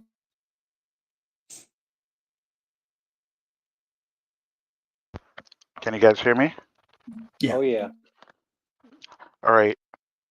So Jamie pretty much stole like 80% of what I was gonna say and said it. Um, so the main point is context is king, right? And so if you go back to the start of the chapter, right, the declaration is basically being made to both the heavens and the earth, right? So it says like, Right. listen, you heavens, and I will speak. Hear you earth, the words of my mouth. Let my teaching fall like rain, and my words descend like dew, like showers on the grass, like abundant rain on tender plants. I will proclaim the name of the Lord. Oh, praise the greatness of our God. He is the rock. His works are perfect, and all his ways are just. A faithful God who does no wrong, upright, just is he. They are corrupt and not his children. Um, to their shame, they are warped and a crooked generation. Is this the way you repay the Lord, you foolish and unwise people? Is he not your father, your creator, who made you and formed you? So I'm going to stop right there for now. So at the start of this particular chapter, right, it's clear that he's talking to everyone who is created, right? Who's basically on God's, excuse my language, shit list, right? Um, and to clarify that he's not just talking to humans, right? He in 8, right, verse 8, right? He talked about the division of the nations, right, and the boundaries that were laid, right, and he assigned each nation, right, to a son of God, right? Now think about it. If he's talking about all nations, right, we don't see any point in that part of the story where Israelites were going around all over the world to every single nation, right? So I think it's rational to come to the conclusion that he is referring to in this circumstance angels or quote unquote little g gods, right? And I think what gives this further context is the idea when is the scripture in Genesis where it says the sons of God came down and made babies with women, right? Oh, it doesn't say that, but Well, a lot of people read it as sons of God. There are translations that says sons of God. Some say angels. right. Yeah, I But I mean, I that's think that's it's a bit of an I, interpretation. But I get what you mean. Yeah, go ahead. Go yeah, ahead. yeah. I take it as angels. And in this situation, the sons of God that he's referring to are those same angels, right? Because it's unfortunate that a lot of people don't read the first book of Enoch. Please don't read the second book. It's a complete forgery by the Sanhedrin and Rabbinic Judaism to counter Hebrews. Anyways, um, it's unfortunate that a lot of people do not read the first book of Enoch, mainly because it gives context to a lot of stuff, mainly to equally to this specific verse, because if you notice that the watchers, they were literally just watchers that are just there to watch over nations, right? But after they fell, what you notice is that they taught humans things that they were not supposed to learn, not as yet at least, right? They taught us astrology. They taught us how to use makeup. They taught us how to make weapons and work the metals of the earth. They taught us a lot of stuff. And, that was part of the reason why their punishment was so harsh, outside of mating with women and creating Nephilim, right? Also, if you read Enoch, you'll during his tour of heaven, um, it is discussed what will happen to the watchers um, at the end times, right? And Enoch is basically shown, I guess, a visualization of what could be the lake of fire, and he is horrified. Um, so when you take those things into context, right, I'm not talking stuff after this event, I'm talking before it, right? I think it's perfectly rational to hold to the position that in this situation he's talking about um, the the angels who has the responsibility to oversee the other nations, right? Now, if you want to move past this, you can go to I think it's Psalm something. I don't remember. It was a psalm, but basically, God called a meeting in heaven, and He's chastising the son, the angels, right? And basically telling them that, hey, you are all pretending to be gods. You are not protecting the good. You are letting the evil do whatever they want, and so therefore you will die like men, right? So that's just one of the chapters that kind of illustrate um, that um, this specific Well, hang on, Jamie. verse. We're not done. Please. Yeah, real quick, I Psalm just want to point 82. something out really fast. That's interesting about this psalm, Okay, really quick. well, that's fine, but I'd like to respond to his Yes, rebuttal yes, when you're yeah, done. absolutely. I want to point something out that's interesting about this. Look at this. In the congregation takes his stand, God. So let's see. He judges look at the term here. God stands amongst the gods, among of the divine other gods. Look at the term here. we understand that as God stands in the congregation of the judges or whatever in some translations are gods. But look at the word. It just says Elohim stands amongst Elohim. And so, well, is it talking about the Trinity? No, because the God, the Most High, standing amongst other Elohim, and he chastises these beings as unjustly judging, and he tells them they'll die like men. What can we say from this, from the original text? The term Elohim is referred to, that Elohim stands amongst the congregation of the Elohim, the original language, and he judges them and tells them they've judged unjustly and that they'll die like men. So the reality is the term Elohim is often associated with the one true God, because the people who are Jews or Christians believe there's only one true Elohim, which can be shown from the text, of course, through a theological study. But the term Elohim itself is a generic term for a divine being.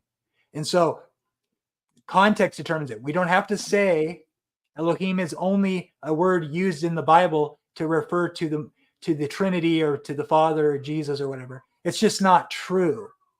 So we got to be honest with that. I understand it to just mean Elohim is a general term for a divine being. There's only one true Elohim, who's the true creator God, who's Yahweh or Jesus or the Father, Son, and Spirit, right?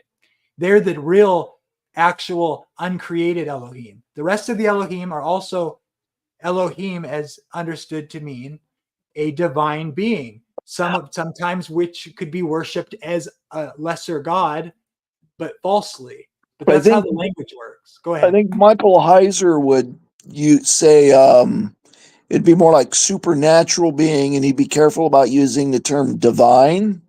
Yeah, I meant divine just to mean, I don't mean, I He would, sometimes use divine to mean only the Trinity, but I mean it in a general sense, just like a part of sure, the realm. but I just want to add in, and then I'll get out of the way. I just want to No, add in, because I know First Last wants to go, and I don't want to hold him up.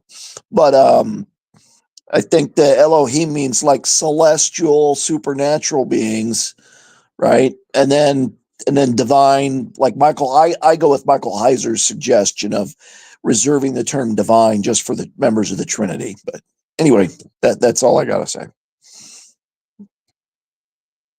Okay, what do you want first? Last, you want the other text back up there? Okay, well, no, I appreciate. I can't see your name. I believe it's Batman or something. I want to thank you for your response. Unfortunately, I'm going to have to do a little rebuttal on this because are you still there? Whether you're not eating dinner. Yeah, I'm listening. Okay, sorry. So here's the thing. You didn't really address my point. And you even said context is king. And I'm saying 2 verses earlier, he tells you who God's sons are and who's the Father is. That's precisely why it says children of Israel. I'm going to give your answer a B minus. I appreciate you being so clear and succinct. I really do. I appreciate you thinking it through and communicating. And it's Saying words, true. I appreciate your effort. You passed barely, F minus. No. It's true. Deuteronomy 32, verse 8 is a little confusing. It's a little wordy. So that you did bring out a good point. He didn't give all the nations an angel to rule over it. But again, in context, I see no reason to insert this concept from other places. I just see no reason in the context. So I'm tempted to give it a C, but I'm going to be nice and give you a B minus. I'm going to look into. So I appreciate your response. Thank you. That's funny. Okay, so do you hold to the concept they call it, I think it's called remez. It's basically the idea where the Bible will give clarification of things that happen in the past, right? Using later events or pieces of scripture, right? Well, sure, it all interconnects in some ways, sure. Okay. So, okay, let's just say you don't regard Enoch as a source, right? Let's say you don't regard Enoch, because all Enoch does really is give more context to the event of angels coming down, the watchers coming down and mating with women, right? So let's throw out Enoch, right? Um, if we go back, right, if you read from verse 1, he didn't just say Israelites, right? He didn't specifically say, "Hey, I'm talking to you, Israelites," right? He says, He "Listen, said heaven and earth. Yep, heavens." good point. Okay. It says, "Listen, you heavens, and I will speak. Hear, you earth, and the words of my mouth," right? And going all the way down, he did not specify who he was talking to, because there would be no need necessarily for him to do that, right? Mainly because he already announced who he was talking to right away, which is entities in the heavens, entities on the earth, right? Or entities of the earth and entities of the heavens, right? Um, and the just using that alone, again, I just think it's rational to come to the conclusion that it's talking about angels who are watchers, because the watchers, their job was to watch over the other nations that was divided. Instead, they sinned, right? And so, if that event is true, right, then this right here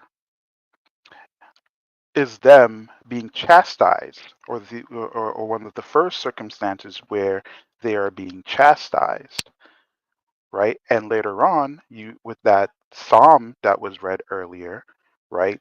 That's more chastising that's taking place, because God is even more fed up with them, um, basically be acting worse than men, if anything. So, can you, if it's talking about the only Israel, right? Um, you have to demonstrate to me at any point during the Old Testament period, right, where God sent out Israelites to nations to watch over them and to take responsibility for them. The other thing you have to demonstrate, right, is the sons of God, right? I'm using that specific translation for a reason, that went down and slept with women and formed Nephilim, right? You have to justify that if you're going to claim otherwise. Let me Oh, back you up for what do real you- quick. Just on the well, screen, it says the use of that sort of language here in Revelation 12, verse 12. Therefore, rejoice, O heavens, and you who dwell in them, and woe to the inhabitants of the earth and the sea, for the devil's come down to you having great wrath. So Satan's cast to the earth, and it literally says God speaks to the heavens and the earth in regards to those who dwell in them, both the heavens and the earth. So that language is okay. sort of proclaiming to the inhabitants of heaven and earth, and that language is used in other places as well. But go ahead. Okay, well, I was just going to ask, so are you saying that sons of God only refers to these angels and never to like people? Is that what you were trying to say? No, Oh, okay.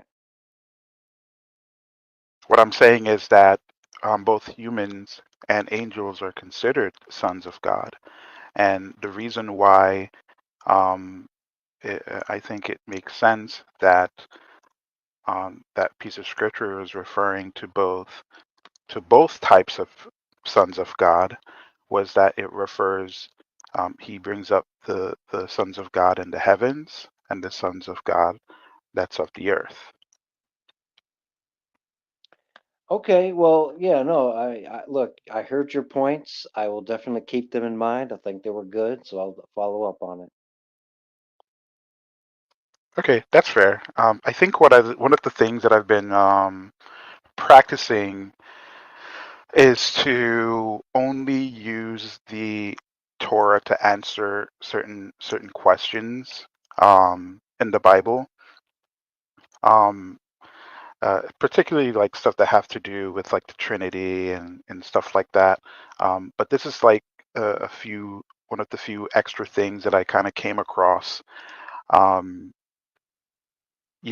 and it confused me at first because I read the NIV, right? And the NIV, Your NIV positive?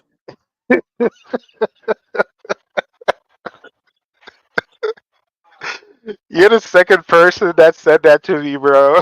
Oh my gosh. I hope I don't get a virus. Well, at least you didn't ask me who infected me. Is Jeez, that like man. the Clear Word Bible?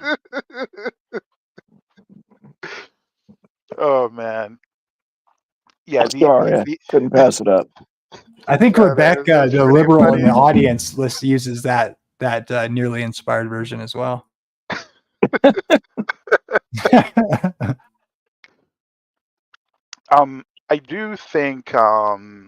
I do think there are other scriptures from what I remember that specifically addresses these characters again, these Elohim. I mean, Job is one of them, right?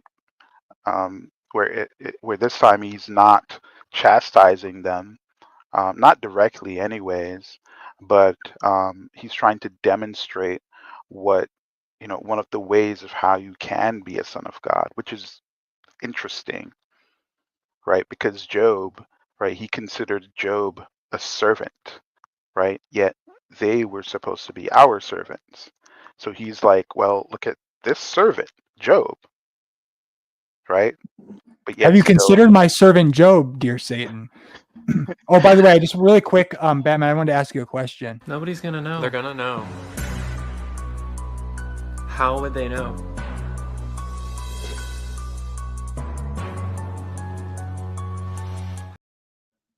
Sorry, just messing around.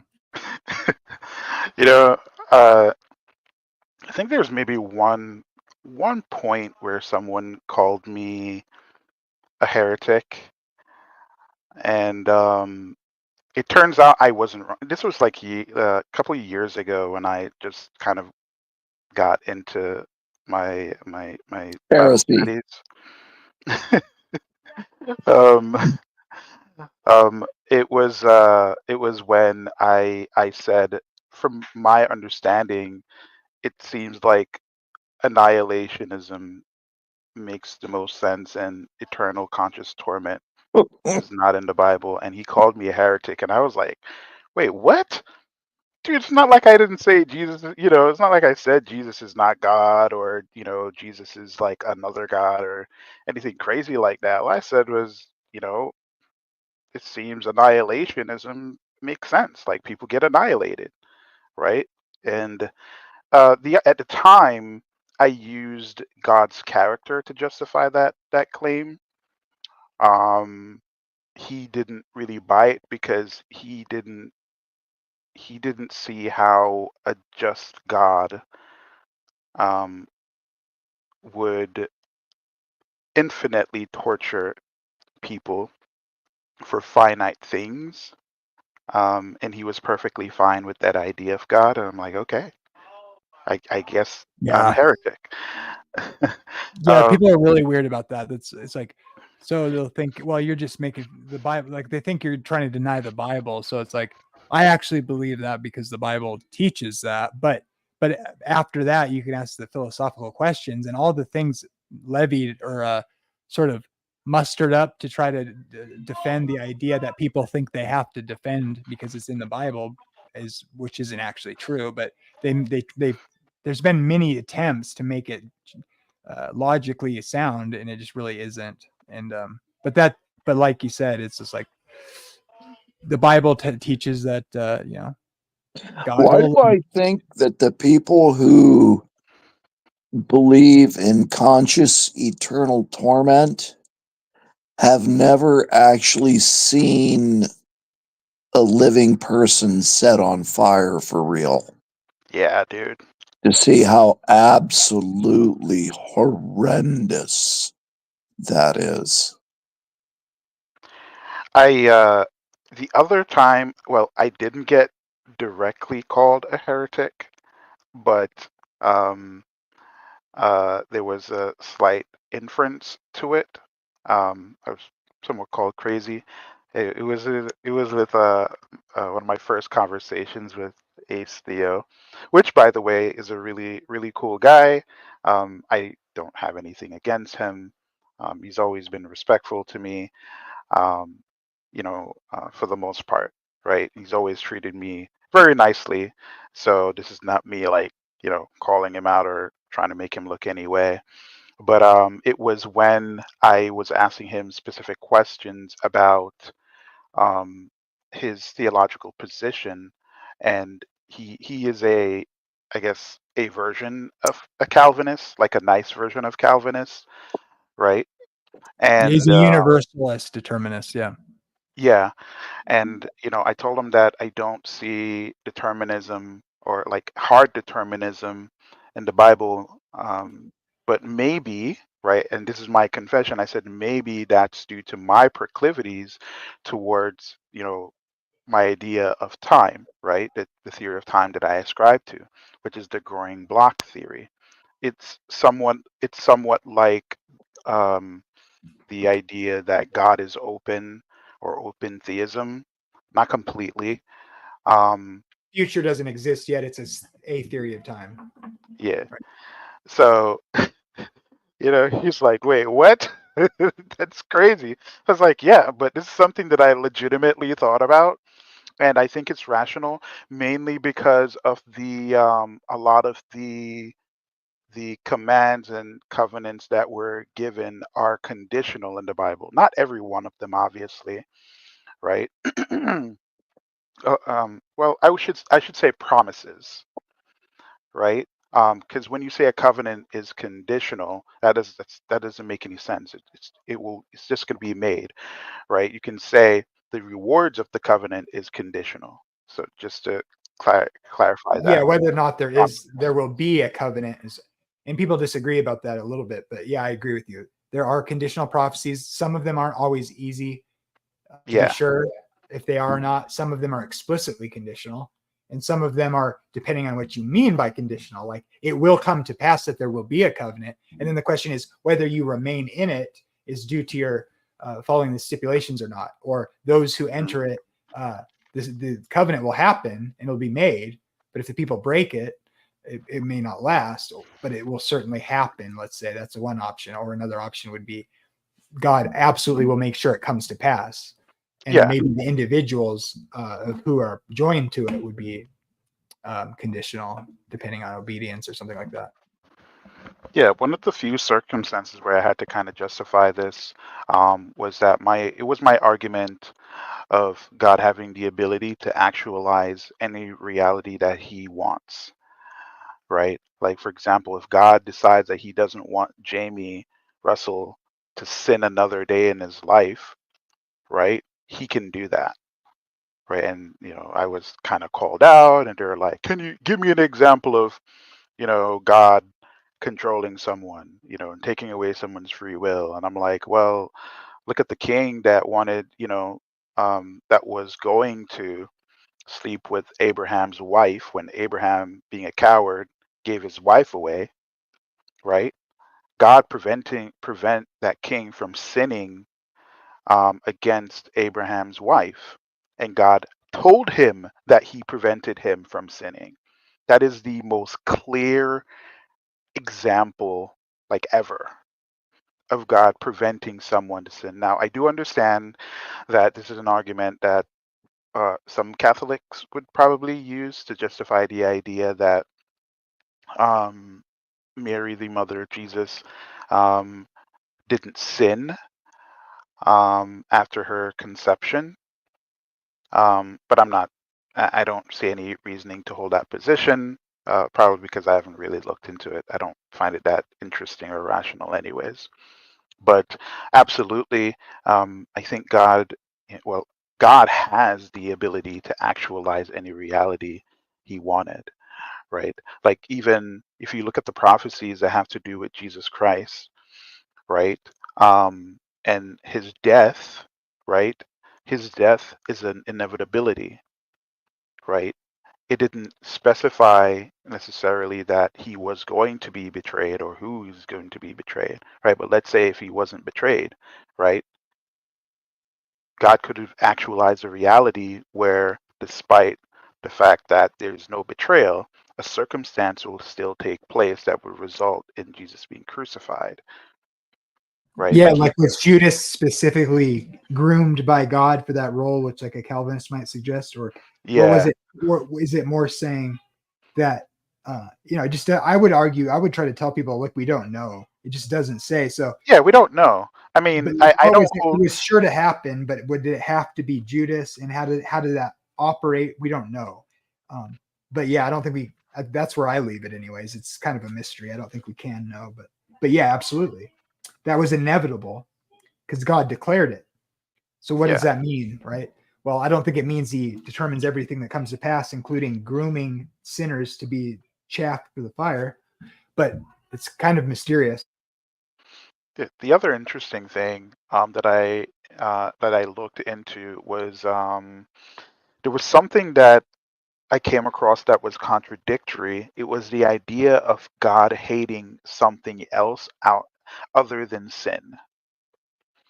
And it was weird to me when You mean someone like pineapple on pizza? exactly a culinary blasphemy. And Right. listen, may God have mercy on the guy who came up with that idea. No, may God not have mercy on the I guy who did concur. Whoever likes pineapple on pizza is not saved. I'm just kidding. that. Um, so specifically, the scripture that I struggled with, was when God, for Jacob I love, Esau I hated, right? And I'm like, what exactly does God mean when He say hated? Because He blessed Esau, right? Like a literal nation was made out of him, right? Yeah, Um, I totally understand that to just be, a contrast that doesn't translate well in a sense. Like he bestowed a special blessing on one over the other. But as far as like God's disposition towards the person necessarily, I don't think that's saying much about that. that's true, right? Because when you look at the other circumstances where God said that He hated someone, it's always a contrast that's being drawn to kind of demonstrate I prefer this person over this person. That's all that it's saying, right? Unfortunately, um, they used hated, but if that's the language that God used, I guess it is what it is. But when you look at the other circumstances when He used hate, the word hate, right, to contrast to people or circumstances, it's just that He's just saying He prefers one over the other, not that He actually hates one over the other, because God is not going to bless and give the type of blessing to an entity that He hates, that He gave to Esau. You know, Yeah, like um, anything else, context has to determine how it's being used. So it can mean hate, like is in despise or whatever, but it doesn't have to. And when it's contrasted like that, it's making a distinction for like blessing on one that maybe in a context where you wouldn't. Seems to me, anyways, that where you wouldn't. You wouldn't. It's just to show a preference over one over the other, which you may not like with Jacob and Esau. It seems to me like, well, normally the blessing goes to a certain one, right? But in God's decision, it didn't go to the standard sort of firstborn idea, necessarily a necessity. So there, it's like it's going against the grain in that sense. And so I don't know, but like, does God hate sinners sort of thing? It's like, well, he's going to destroy sinners, but it's like, it's a difficult, sorry to interrupt you. No problem. That's a good point. So like I still wrestle with a lot of with a lot of this stuff. But what I'm just kind of finding is that um the Bible tends to correct a lot of these uh perceptions that we might get from it. Um, uh, Unfortunately, and fortunately, right? You have to actually put in the effort to understand a lot of what's being taught. Because when, the first time when I opened the Bible and I read it, right? I read Genesis 1, verse 1, right? I thought it was God and the angels that created everything, right? I didn't know what the we meant or the us meant, right? Um, I didn't even know what it meant when it says, his spirit hovered over the waters, right? In my head, I'm like, okay, well, God is just over the waters, I guess, right? Um, but then it was in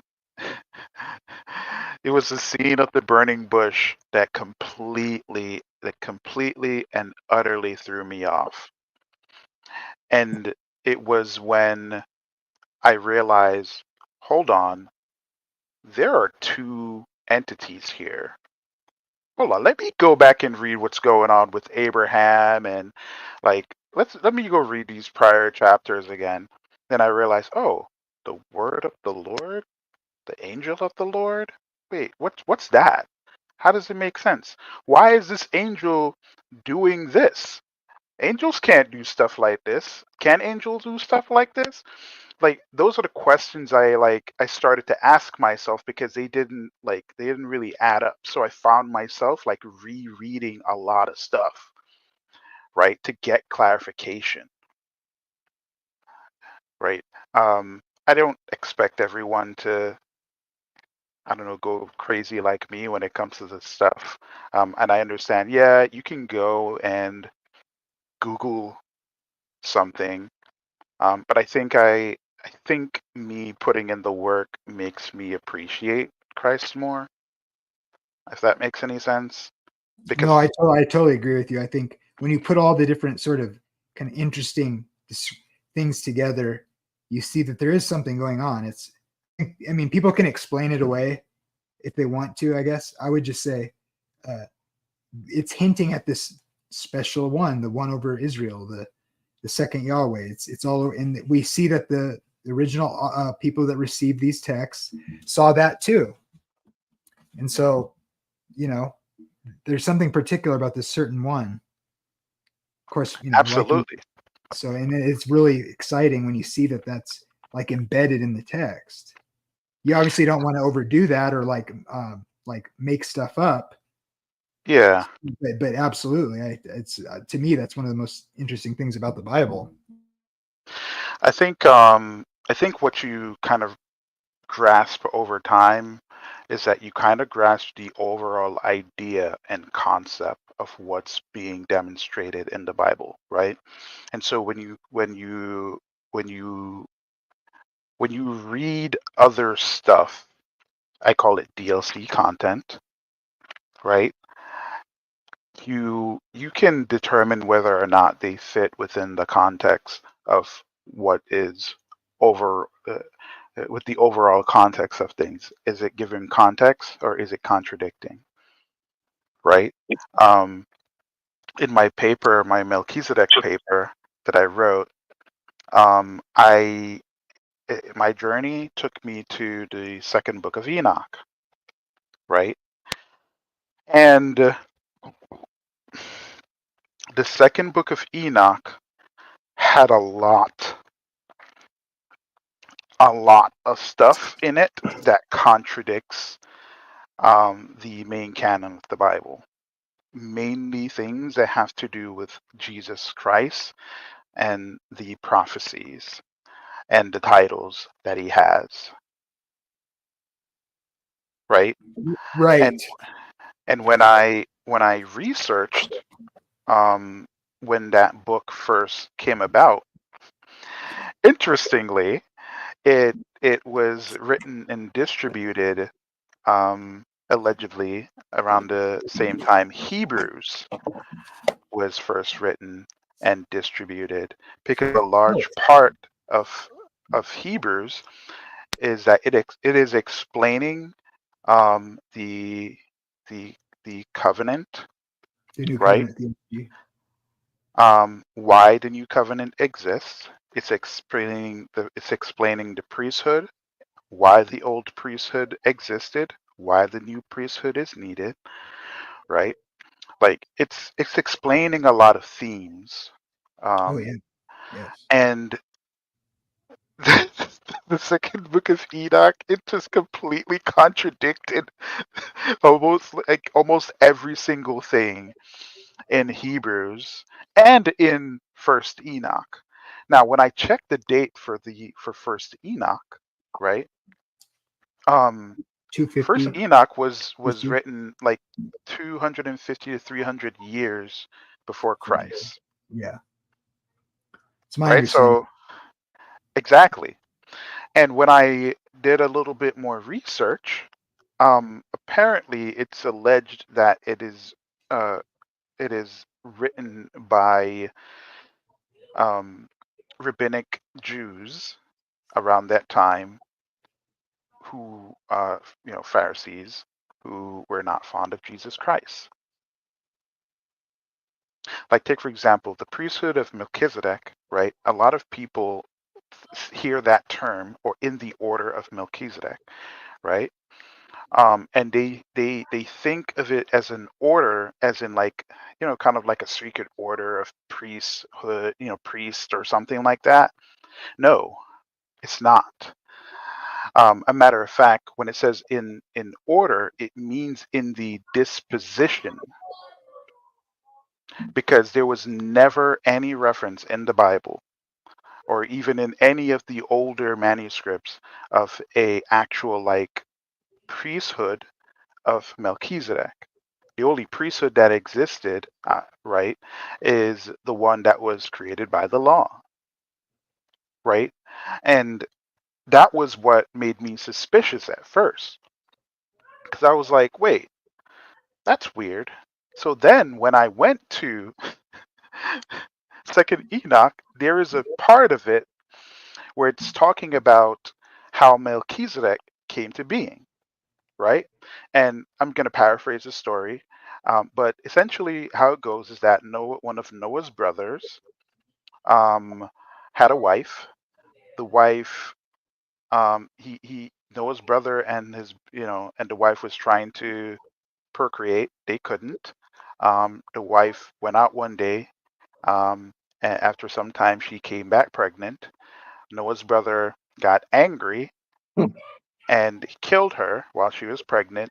The baby was born fully developed, and it held a badge of priesthood in its hand. Then Huh. Gabriel came down, took the baby, and flew him up to heaven, so he can avoid the flood. Huh. Hmm. Yeah, Interesting. right. Now, what you find, right, is that when David was prophesying, right, David, filled by the Spirit, said that Melchizedek is um, is forever. He is without mother or father, right? And he is so great. He is his kingdom is the only place of peace. The only place of peace that I know that exists is heaven, right? So, so just that part alone, right? Just completely. I was like, okay, I see where this is going, right? And if you read First Enoch, you'll see a lot of connections with a lot of imagery in Revelation. You'll see the imagery of the goats and the sheep, imagery of the bulls and the visions of the Son of Man, the throne, all sorts of stuff, man. Super interesting. I've got a tangential question, if you guys don't mind me jumping in. In Job, well, first off, in the Bible, when it talks about angels, or it talks about these in Revelation, these creatures in heaven, it gives some pretty interesting descriptions of, having four faces, like an ox head, and the face of this and the face of that, which I believe is symbolic. I don't think there's, I don't think there's actual beings up there with the face of an ox. Whatever. But it seems like there are different ranks of angels in heaven. And it seems like they spend most of their time coming and going, doing jobs for God, or singing in front of God's throne or whatever. Okay. However, in Job, it says the sons of God came to present themselves before God. And I don't necessarily interpret that as, I don't interpret sons of God as always meaning angels either. But what I'm wondering is, it sounds like whoever came to present themselves before God, it sounded like not something they do every day. It sounded like a special meeting that happens every so often. So that doesn't sound like a typical angel that's up there in heaven running missions back and forth like a courier. So what other kinds of beings are there out there? Because if there could be supposedly Nephilim, and I'm not saying I necessarily believe that interpretation of Genesis 6, but what else is out there? Could there be something other than what we think of as angels? I'm not talking space aliens and spaceships like Romulans and Klingons. Oh man, damn it.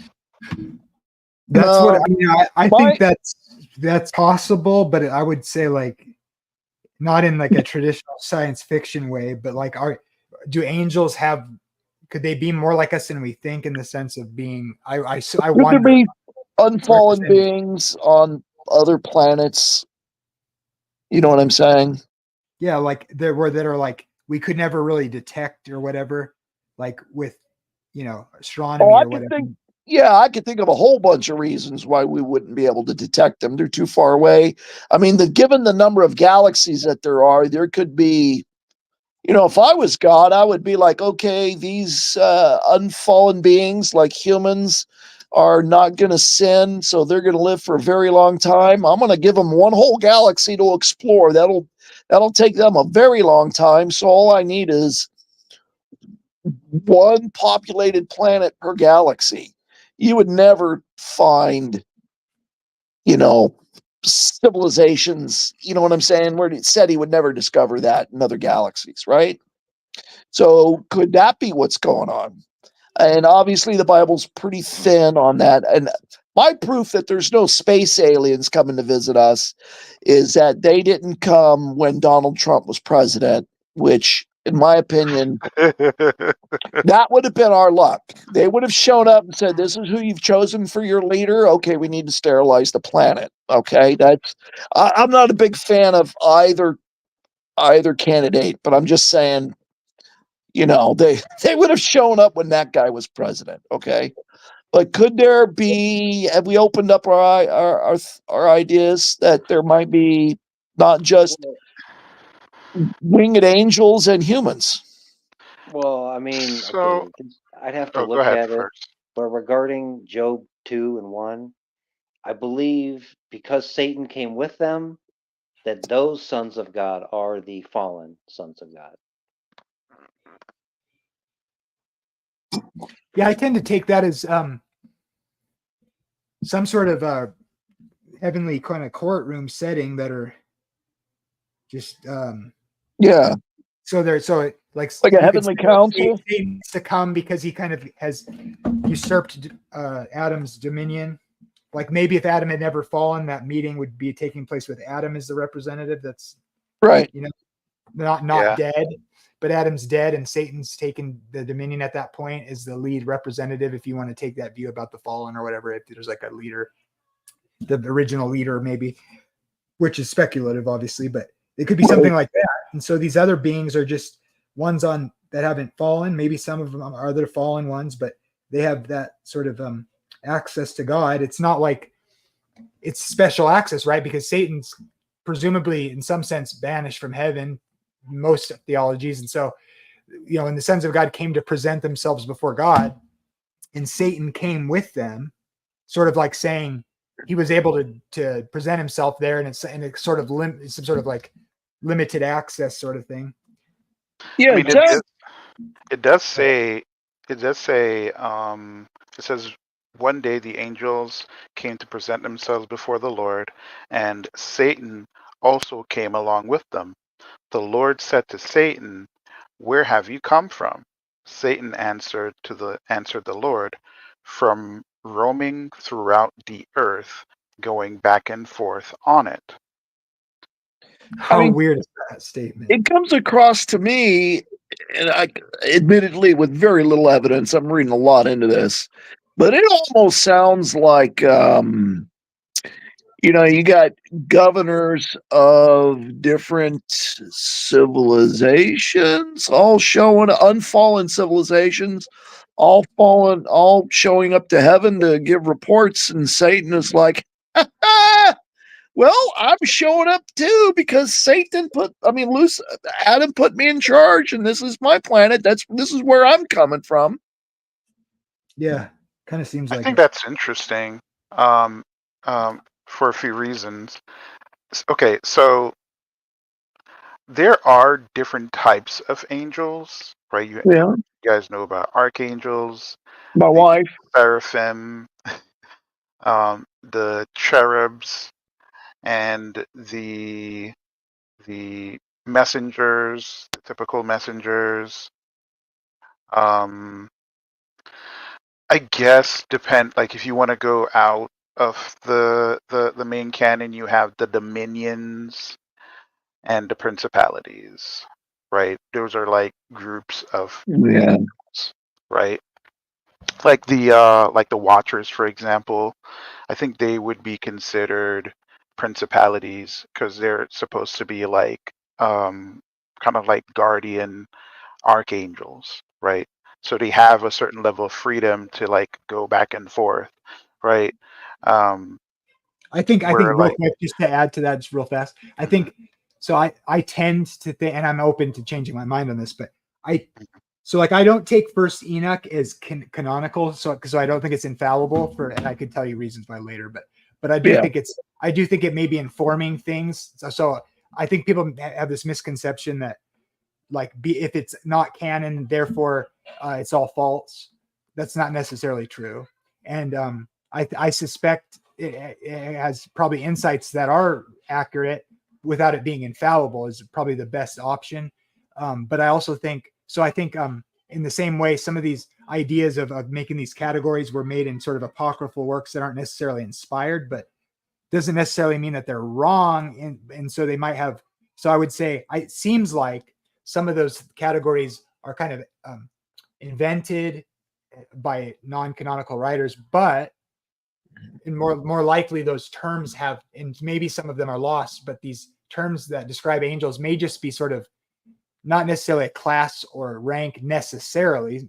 Probably some of it is maybe, but that the words actually have like some sort of descriptive meaning rather than sort of a class or something by necessity. Not to say that those things don't exist necessarily either, but sorry, go ahead.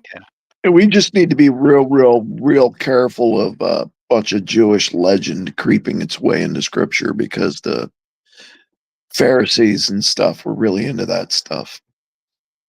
Yeah, I mean, I don't know necessarily about a hierarchy, but I think, like, for example, like the seraphim, those beings were like right at the throne. Like they're always Yeah, I tend to between, think like, that's a class of a kind. yeah. But I don't. I think the beings that we interact with are mainly like messengers and a few cherubs and archangels. I think those are the ones that we interact with. I don't think there's any way for us to really tell the difference between them. Right. Yeah. You know. Um, I was just opening up the idea we yeah. might want to be, for those of us, we might want to be open to the, just reasonably open to Ellen White's kind of cosmology there. I think I she has went. a lot I to went know. further with it in Richard Matz's channel. I said, dude, have you considered the possibility that God created a multiverse? He got like super red, and I was like, if you really think about it, right? Heaven definitely seems to act. Um, Multiversy. it doesn't operate the same way our universe works, right? A matter of fact, look at these. I pulled up a few scriptures, and I was like, take for example, right? In in in Revelation, when the new heaven and new earth, right, and the new Eden is made, right?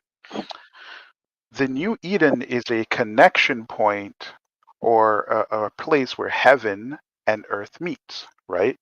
Heaven is a place where beings like us, because of our physical makeup, are unable to survive there. Every situation where you see a fallen human who is not uh, cleansed or justified before God, right? Whenever he's in the presence of heaven, right? They are always suffering. Like, for example, wherever God the Father or a glorified angel of the Lord appears, right, that place is now considered heaven. It's holy, right? It's separate, right? And so, if the permanent domain where God is, the Godhead, is located, right?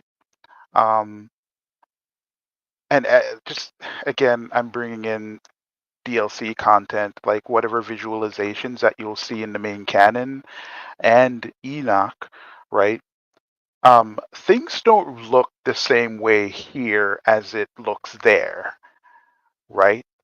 Um, uh, and so to me, it seems rational that heaven is a completely separate dimension. I like to use the word universe, right? Than the earth that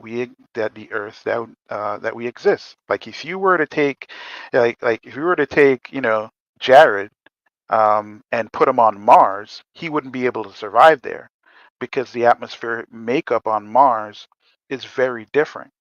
And you would, in order for him to survive on Mars, you would have to literally change his biology, right, in order for him to remain there.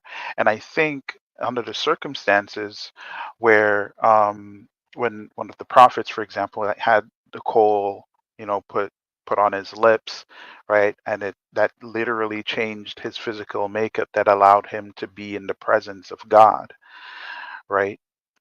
Joshua, for example, when he was standing before the angel of the Lord, and when Satan was accusing him, right? Um, he became justified not necessarily just by taking off his dirty clothes and given new clothes. Like he literally got a cleansing. Like his physical makeup got adjusted that would allow him to be in the presence of the glorified angel of the Lord, right? You look at Moses, for example, when he constantly interacts with the Lord, you'll see like his face was like glowing after a while, and he has to wear like a veil, um, which is like, first of all, super cool, by the way, right? Um, so Listen to this.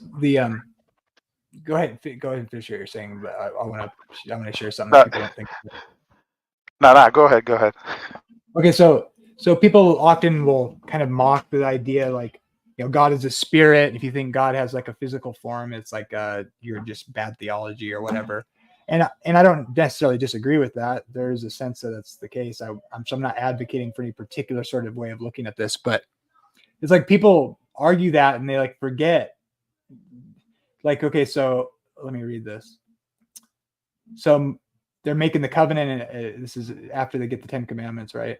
Moses says, God said to Moses, "Come up to the Lord, you and Aaron, Nadab and Abihu, and 70 of the elders, and worship from afar. And Moses alone shall come near to the Lord, but they shall not come near, nor shall the people go up with them," or him. So Moses told the people this. Then they went up the mountain, right? And then and then this happened. Then Moses went up, also Aaron and his sons, and 70 of the elders, and they saw the God of Israel. And there was under his feet, God's feet, as it were a paved work of sapphire stone, and it was like the very heavens in its clarity. So sapphires are blue, the sky is blue, okay?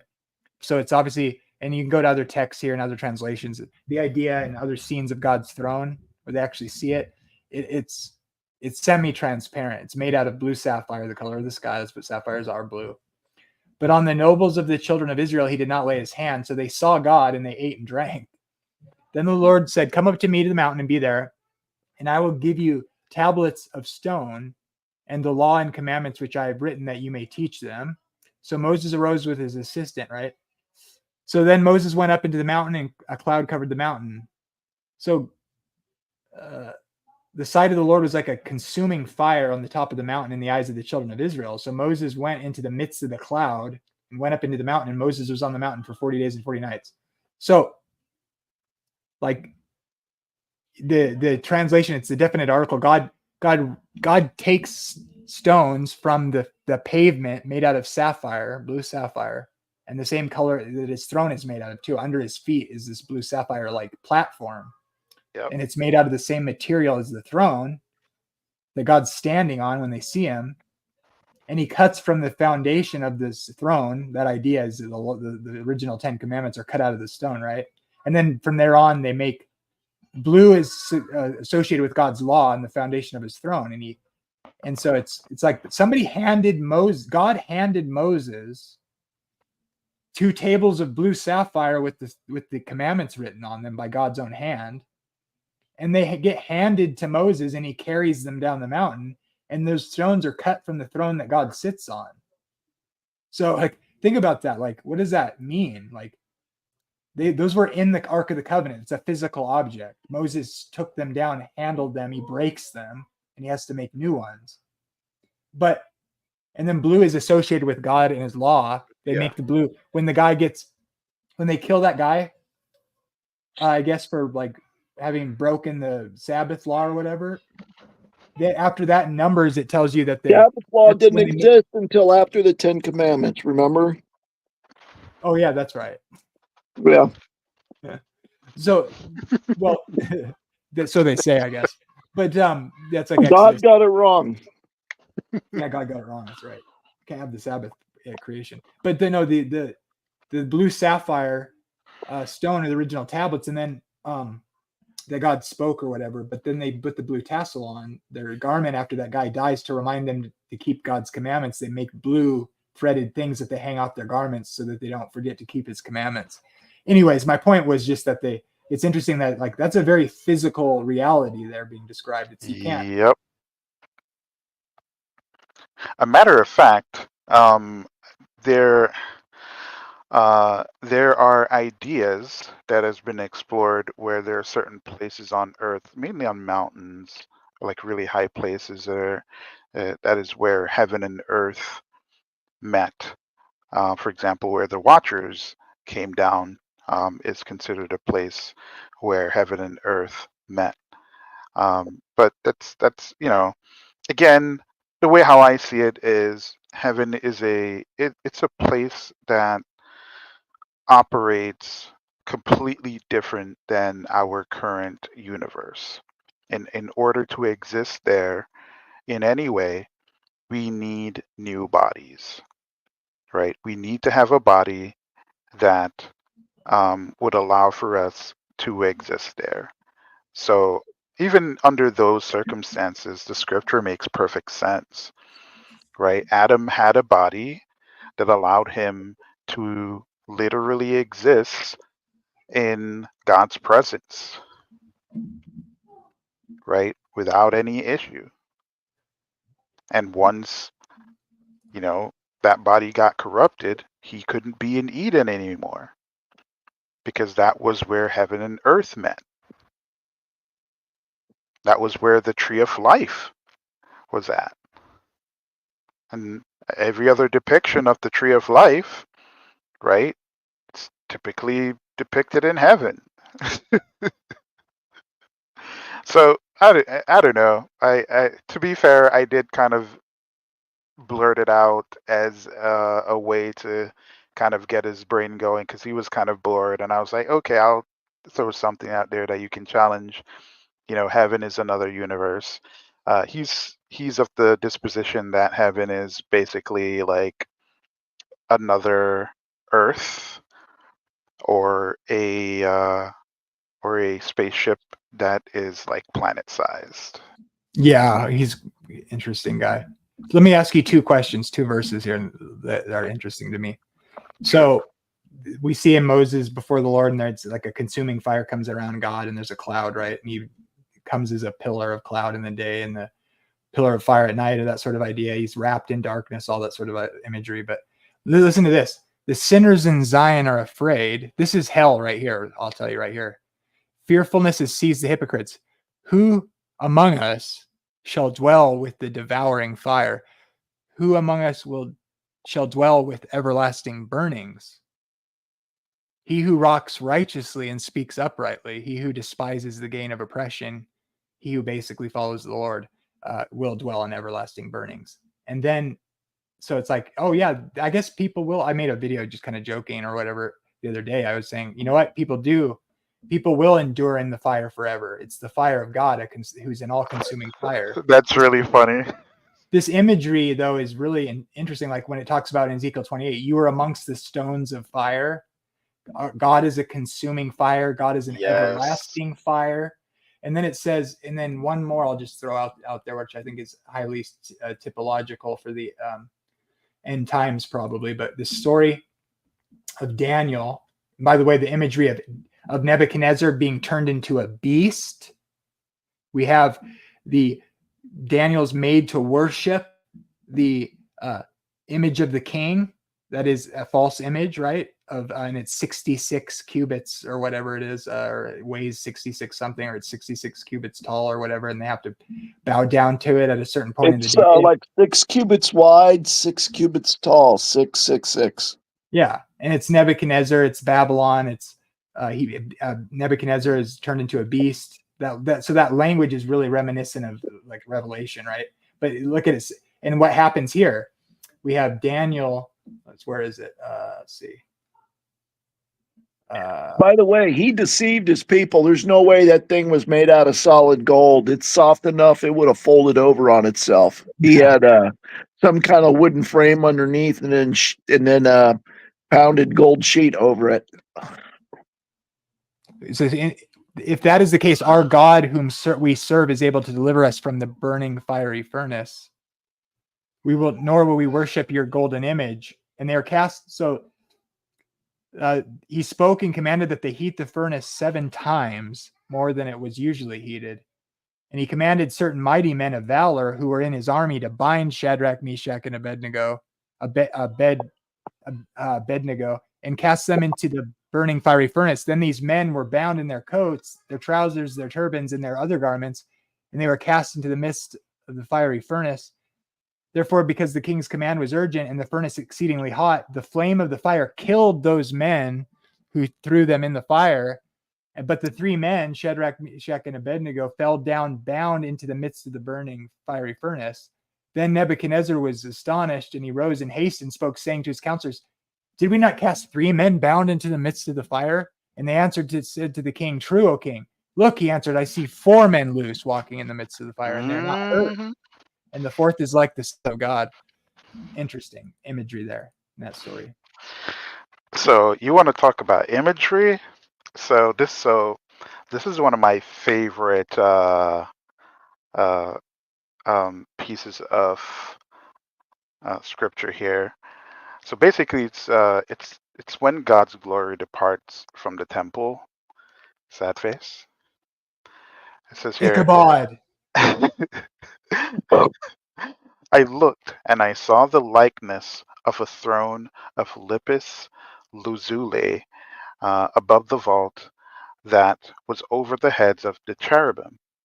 The Lord said to the man clothed in linen, "Go in among the wheels beneath the cherubim. Fill your hands with burning coals from among the cherubim and scatter them over the city." And as I watched, he went in.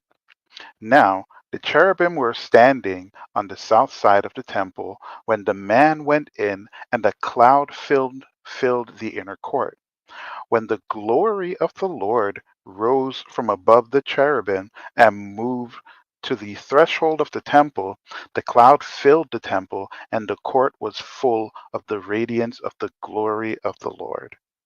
The sound of the wings of the cherubim could be heard as far away as the outer court, like the voice of God Almighty when he speaks. When the Lord commanded the man in linen, "Take the fire from among the wheels, from among the cherubim."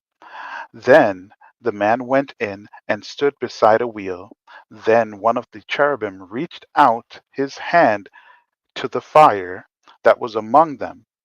He took up some of it and put it in the hands of the man in linen, who took it and went out. Under the wings of the cherubim could be seen what looked like human hands. I looked, and I saw beside the cherubim 4 wheels, one beside each of the cherubim. The wheels sparkled like topaz. As for their appearance, the 4 of them looked alike. Each was like the wheel of intersection of a wheel as they moved. It's so weird doing this. They would go in they would go in one of the 4 directions of the cherubim face, and the wheels did not turn about as the cherubim went. The cherubim went in whatever direction the head faced, without turning as they went. The entire bodies, including their backs, their hands, and their wings, were completely full of eyes, as as were for the 4 wheels. I heard the wheels being called the whirling wheels, and each of the cherubim had 4 faces.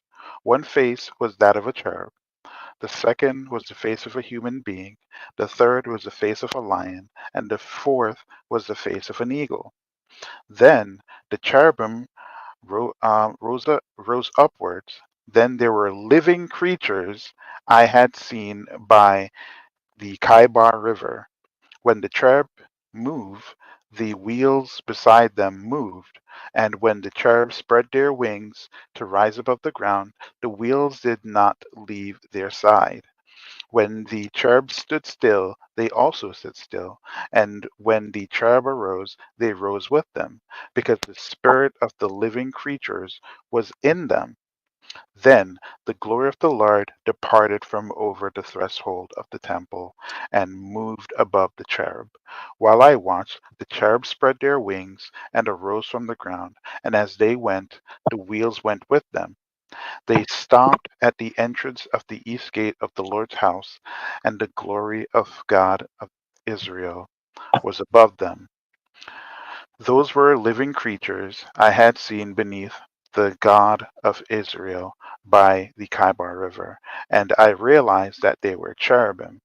Each had 4 faces and 4 wings, and under each wing was what looked like human hands. Their faces had the same appearance of those I had seen by the Kaibar River. Each one went straight ahead. That is insane. So my thoughts are that probably has more to do with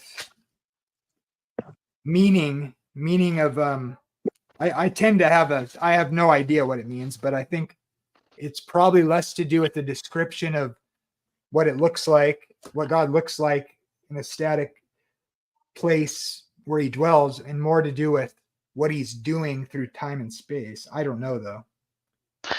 I kind of just take it for what it is, man. God, he literally, like, the glory of God literally left the building. And as I think maybe the cherubs and the man in the linen, they were just basically preparing for the departure, Yes. right? And once the preparation is done, that was when the the glory of God left the temple. So if you take that there's a temple in heaven where God dwells, that the one on earth was patterned after, Yep. and that's in the text. It's in the Old Testament too. If you read it carefully, it's in the Psalms and other places. And of course, the New Testament builds on that. I would argue that. So you could ask the question, like, what is the story of Scripture regarding, its purpose and what's it describing? I would want to emphasize that it must have something to do with the way God is acting from his sanctuary in heaven towards earth.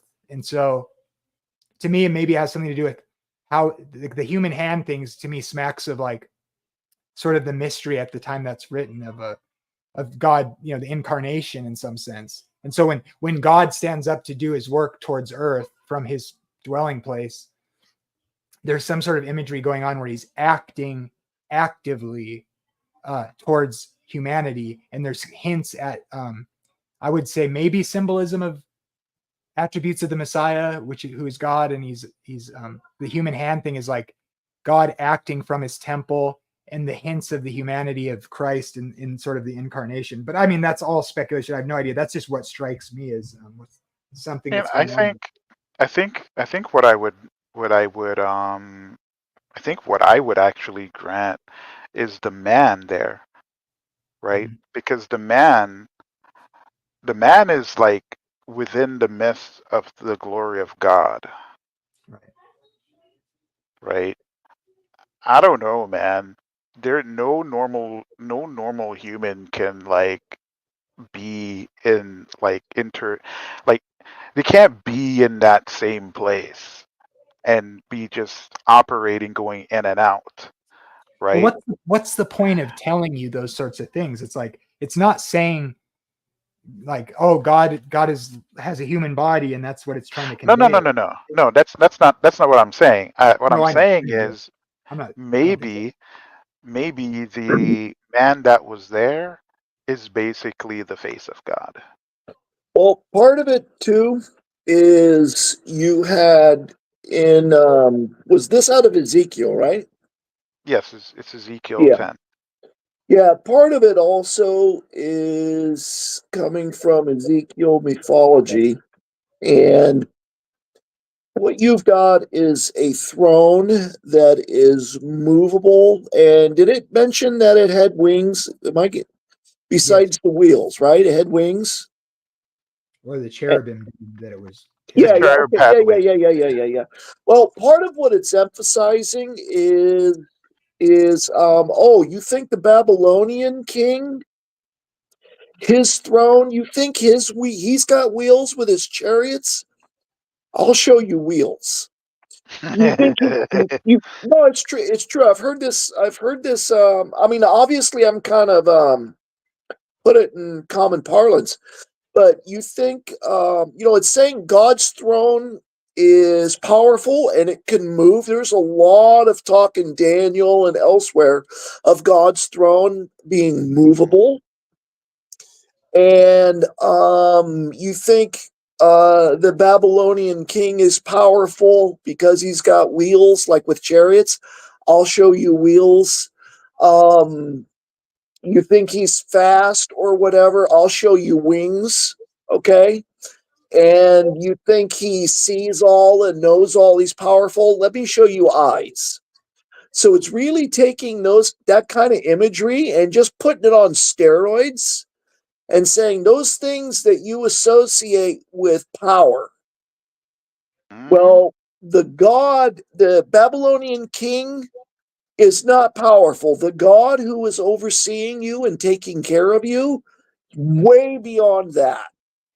That's Yeah, because part of the what's context, right, is that they're in captivity and they're being led away to the pagan gods, and so it's polemical in that sense that it's okay to recognize that they're using imagery that's describing this foreign false god, and God is kind of saying, hey, you think that God's powerful? I'm the actual God. Like I have all those things that you think this God has, only on steroids, like you're describing. That's the Yeah, way. our images of angels with wings comes from the Babylonian mythology. Yeah. Yeah, a lot of that. And here's the thing.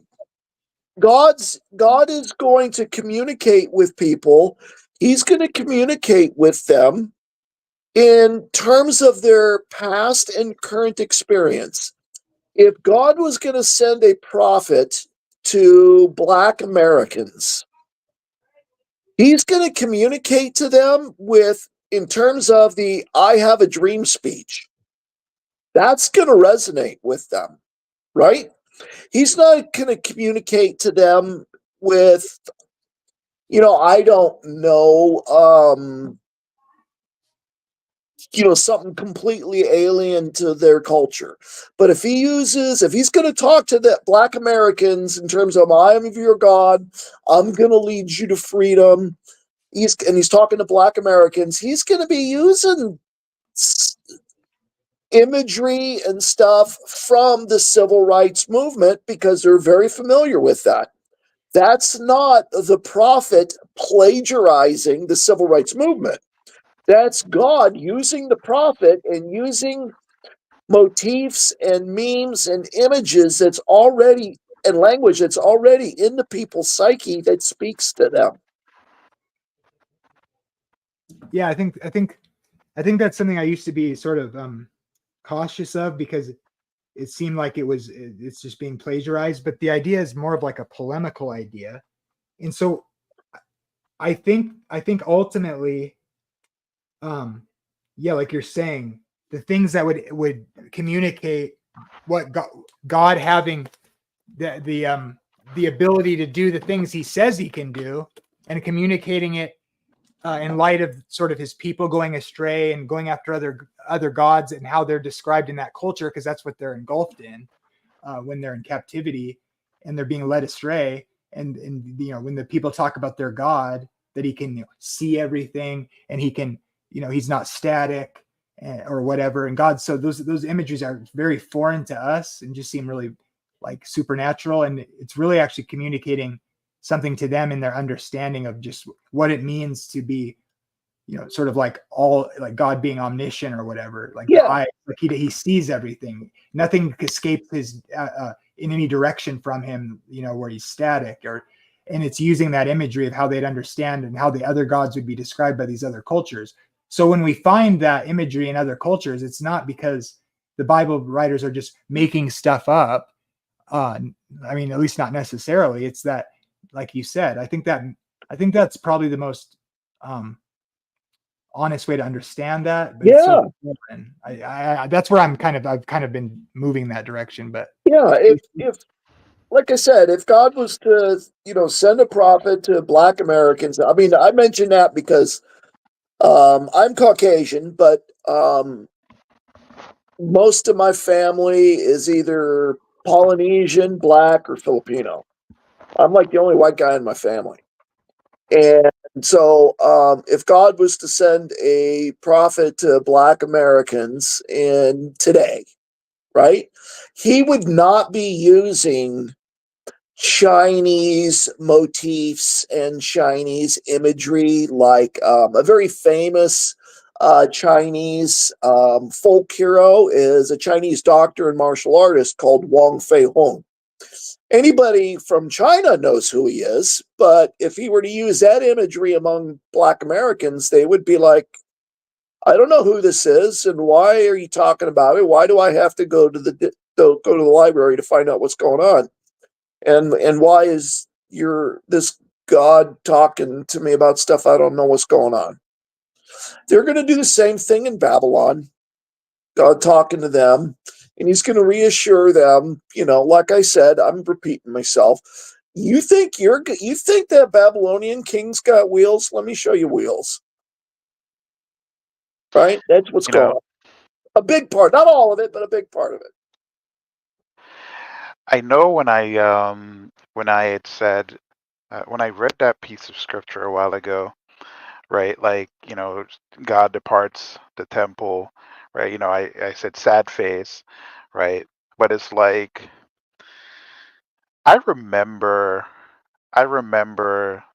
like I remembered the chapter before that vaguely, right? And it wasn't a good chapter. So I went back and I looked at it and I was like, oh shoot. Okay. Um, yeah, the chapter before that was like brutal. I don't know if you guys want me to read it, but this is one of those situations where this shows you how God is when he loses his patience, right? Like it's almost indicative of when like a parent really loses their patience with their kid, right? The only difference being, this parent is God, and you know, him losing patience is not just you getting smacked and that's it, right? You have to do something egregious to do that. So I'm gonna read. It's called the judgment on the idolaters, right? So the context is I'm pretty sure you guys know the context. The idolatry in the temple was rampant. The people were cursing God, saying he wasn't in the land anymore, all sorts of stuff. So God was at his wits' end. So this is what it reads. Then I heard him called in a loud voice, bring near those who are appointed to execute the judgment on the city, each with a weapon in his hand. And I saw 6 men coming from the direction of the upper gate, which faces north, each with a deadly weapon in his hand. With them was a man clothed in linen, who had a writing kit in his side. They came in and stood beside the bronze altar.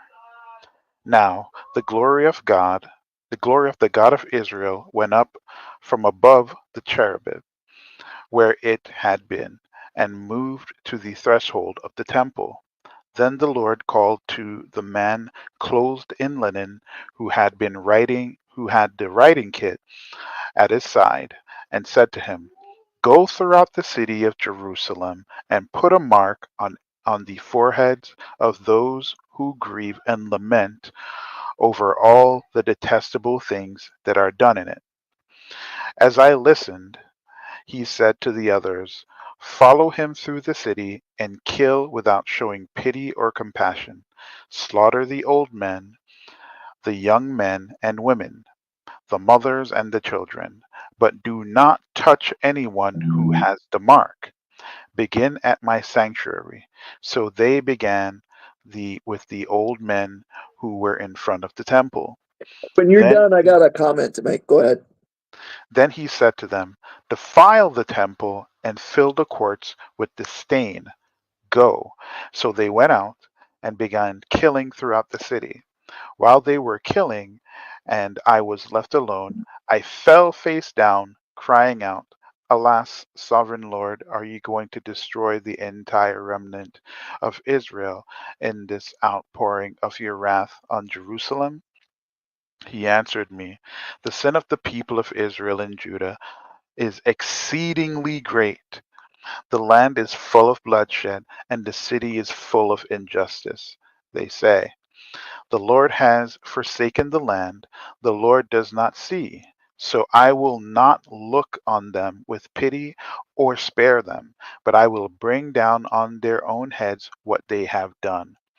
Then the man in linen, with the writing kit at his side, brought back the word, saying, I have done as you have commanded.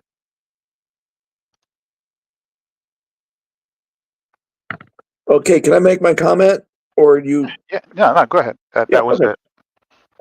I forget which. I don't have my Bible in my hand. I have my guitar in my hand right now.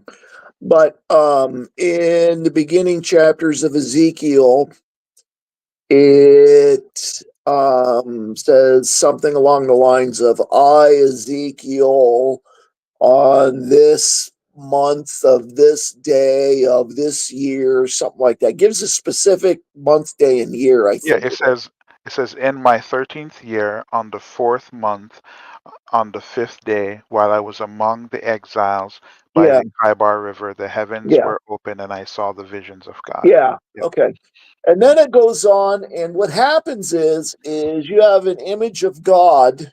I'm gonna come back to that in a second. You have an image of God coming down among his people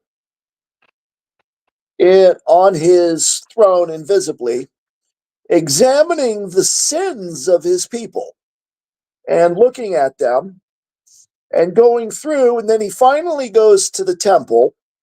And one of the sins, of course, is facing and worshiping the sun god, among idolatry and stuff like that. So it's got something to do with the sun god. And also, I think there's like profanation of the Sabbath and some other stuff.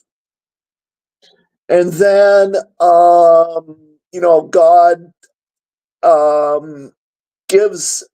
sends an angel or whatever to give a mark on the forehead to protect those who are obeying him and keeping his commandments. Sounds exactly like Revelation, right? Yep. And Revelation is quoting Ezekiel there. Okay. Well, what you have, God coming down and going through his people and investigating all of their sins to see if they're violating his covenant and all of that stuff, that is an investigative judgment. And that date that he gives, I don't know the year, but Yeah. it corresponds exactly with October 22. Yeah, the Day of Atonement, probably. Well, I think the end of Ezekiel when he leaves is Yom Kippur. I'm not sure, but I believe I'm not. I have to go back through some information. I think the ending is a Day of Atonement, but the beginning might be the Day of Atonement, but it also corresponds with October 22, which is Well, the way it correlates on our calendar would be there's like it shifts sort of like every 3 years sort of thing, depending on where it start. But it yeah, it's corresponds with our October 22. yeah. The it's funny because the mark idea is there too. Like and then people always forget that in the Revelation, it's the servants of God get their foreheads marked before they pour out the plagues or whatever, right? So they had the name of the Father on their foreheads, and then everybody else has the mark of the beast. Yeah. And God investigates his own people, and those who are obeying his commandments get the mark to protect them. Right? Oh, I wanted to show you guys something I was doing the other day really quick. Yeah, sure. I did a search. It was interesting. People don't. So I was making the point about the blue sapphire, just something to consider. I searched. If you search, let's see, scarlet, purple, and gold. Yes, dude. Okay, go ahead. So look at all these texts that have scarlet, purple, and gold in here, right? Purple, scarlet. Let's see.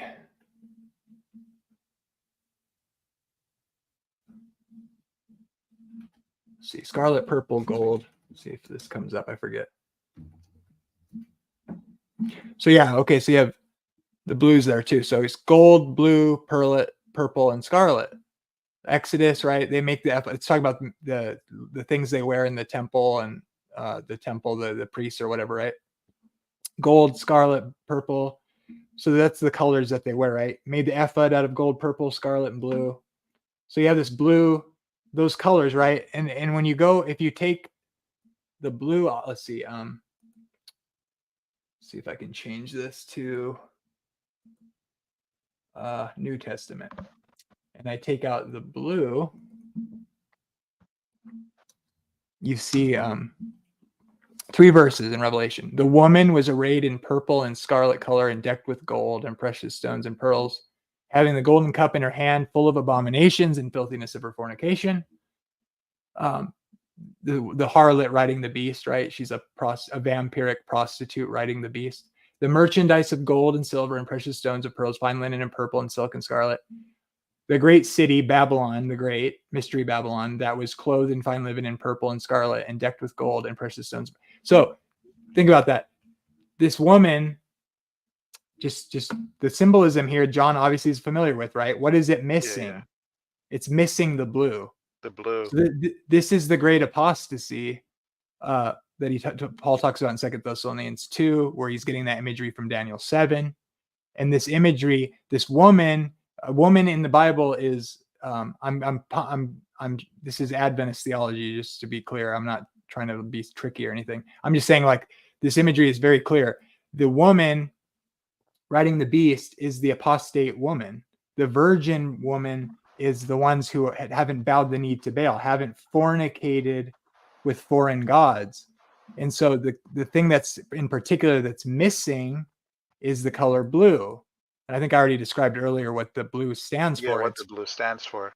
A matter of fact, when apparently when Jesus was giving the Sermon on the Mount, apparently he was wearing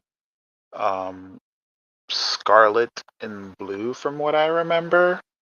Or like some people say it's like a combination of both, so it makes like a very bright purple. The blue representing the divinity, the divinity, and the law, and the red representing man or Adam, right? The life is in the blood. The life is in the blood, yeah. And the purple is royalty. Yep. Priest and king, and the source of life. So it's the way I look at it. So there's God's character and his law, his love, or whatever is the blue, because the foundation, there's verses that the imagery of God cutting the commandments out of his throne and speaking them specifically out loud to the people and writing it himself.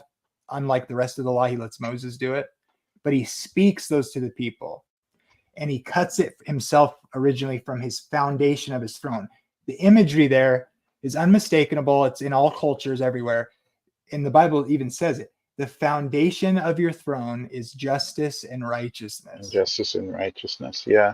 So that's God's character, his character of love, and it's reflected in the law. That's why there's many, many verses that you could just as, people misunderstand me when I say this all the time. So there's verses, I have a chart actually, where it's just, it'll speak about God, or in other verses, it'll say the same thing, only it'll say his law. And so in other words, or his word, or his law, or his testimony, or whatever. So the idea there is God is perfect, just, righteous, truth, forever, everlasting. And you can interchange the law because it's reflecting his character, right? And so the foundation of his throne, which is, thy throne, O God, is forever. Justice and mercy are its foundation. That's that idea there. It's the foundation of someone's throne is the foundation of their government. Their and God's foundation is the universe. And so that's where that idea comes from, So Yeah. the it's just That's something. that's really interesting, dude. I thought I thought I was tripping when I kind of noticed that, and I was like, here's a second. Well, I don't see no blue here. Like, why is it referencing all these different colors, but there's no blue? I didn't really think twice. So that's why I was excited when you brought up, the scarlet, the purple, the gold, and the blue, and I was like, oh shit, I think I know where he's going with this. Excuse the language. I do find what is cool is when the Pharisees brought Jesus, the woman that committed adultery, right? And obviously they're trying to trap him. Um, he like stoops down and he's like writing on the floor. Oh It's yeah, like, right? He's like writing on the ground, right? I don't recall them saying what exactly he wrote on the ground, but it's clear that he's showing, dude, I wrote the law. Matter of fact, you guys are breaking the law because you only brought the woman. You're supposed to bring the man and the woman, right?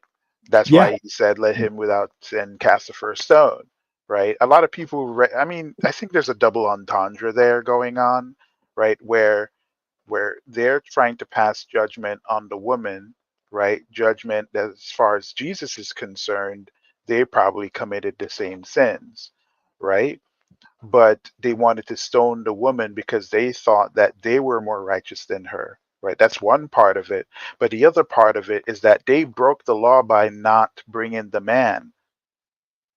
yeah. And I it agree. I was, agree. It's both. It's both going on there. It's well, a display of it mercy, was but it's not they would have condemned themselves to death as malicious witnesses if they had thrown It, the first stone. yeah. yes, I think you have to take the sort of thing before like a judge and all that too, right? So they're yeah. being hasty, and it Well, was they probably a practice that they would operate in unrighteously No, they, by. they, they took it before, they took the lady before a judge. Jesus was the well judge. they asked him, judge her, judge this according to the law of Moses, and Jesus did. They were malicious witnesses. They said they caught her in the very act. Where's the man? Yep. You among you is without sin, cast the first stone. And if they had done that, they would have, as soon as they pick up, because they would have said they were witnesses by picking up the stone to cast the first stone, right? They would have condemned themselves to death as malicious witnesses. And that's exactly what Moses' law would have done. And they Yeah. left because that would have been their death knell. Yep. It's like, Doesn't bro, make I wrote the sense. law. You try Otherwise, to trick me? Yeah, Jesus would have to apologize to everybody else who had been put to death in the centuries before him. right. I want to read this from that verse with the woman and the Mhm. imagery of this woman. Uh, After these things, I saw another angel coming down from heaven, having great authority, and the earth was illuminated with his glory. He cried mightily with a loud voice, Babylon the Great is fallen, has become a dwelling place of demons, a prison for every foul spirit, and a cage for every unclean and hateful bird. Interesting imagery. I won't go into that right now. For all the nations have drunk, notice, excuse me, of the wine of the wrath of her fornication, this woman who's riding the beast. She's drunk on the blood of the saints, it says. She's a harlot, prostitute, whore. She has Mystery Babylon written on her forehead. So she's a whore because she's fornicated with foreign gods, right? That's the imagery of Babylon, right? It leads God's people astray into worshiping foreign gods. And also this woman has, think about what Satan was trying to do. I'm tying the law thing into this, but like Satan wanted to be worshipped like above God's government, right? Mm-hmm. By the people. You could say he thought he could do it a better way, right? God was unfair, but God demonstrated who he was in the person of Jesus and as a servant, like it's based on love. So the kings of the earth have committed fornication with her, and the merchants of the earth have become rich through the abundance of her luxury. Doesn't that sound like Ezekiel 28? This sort of this imagery of having like like Babylon's the fine goods of Babylon, right? The wine of like the luxury, or there's different translations that you can kind of see this imagery, but like the merchants, right? That got rich from her abundance. This is spiritual language, but you could also tie it into like literal sort of stuff. But I heard another voice, come out of her, my people, lest you share in her sins and receive her plagues. So anyways, she's again, this is an apostate sort of religion. That's what this idea, this because it's using that language of that God uses in the Old Testament, right? He makes the prophet marry a prostitute when the people are not worshiping him and they're worshiping foreign gods, right? And so he gives them over to them and stuff. So anyways, the idea would just be this imagery also comes from Daniel 7. That's where the fourth beast comes from. And this little horn in Daniel 7 has classically been tied to whatever this is talking about. And that's the image speaks blasphemies against God, seeks to be worshipped, and claims to have the prerogatives of God. So anyways, that's all. I think this is one of those situations where God is, because I've seen people reference this to the Catholic Church or just the church overall, whenever they decided to merge with a government. That's essentially what they're doing. You're taking an authority, you're merging another authority with the authority of God, basically, right? Yeah. Yes, the land beast and the sea beast, which is imagery of Leviathan and Behemoth in the Old Testament. But that's what that is. Jesus said, "My kingdom's not of this world," right? And he said, I like to say all the time, I point out regarding the Catholic Church merging with the state and killing heretics is in a direct violation of the interpretation of Matthew 13 and the parable of the wheat and the sower, like where Jesus is declaring himself to be the judge who will come back and judge the earth. When he usurps that imagery, he's also in Daniel 7, by the way, the man riding on the cloud, the Son of Man. That's where that imagery comes from. And he tells the Pharisees that, right? When they ask him, are you the Messiah, the Son of the Blessed One? We call God as our witness. Are you him? And Jesus says, it is as you say, and you will see me coming on the clouds of heaven. He's saying, I'm that judge. I'm that one from Psalm 82 that's going to judge righteously the false gods and the earth. And you'll see me coming on the cloud of heaven at the right hand of power. So he declares himself divine, the judge of Daniel 7, the Messiah, and the Savior and the Creator, all in his ministry gets declared in the things he says. And then that's who Paul says when Jesus comes back and destroys with the brightness of his coming and the breath of his mouth, the son of the son of perdition, who's the man of lawlessness, and God sends this strong delusion by the workings of Satan, who brings lying signs and wonders. And it says God sends this strong delusion because so that they, the people who worship the beast, will believe a lie, because they didn't have a love of the truth and they had pleasure in unrighteousness. And he sends it so that they might be judged or damned.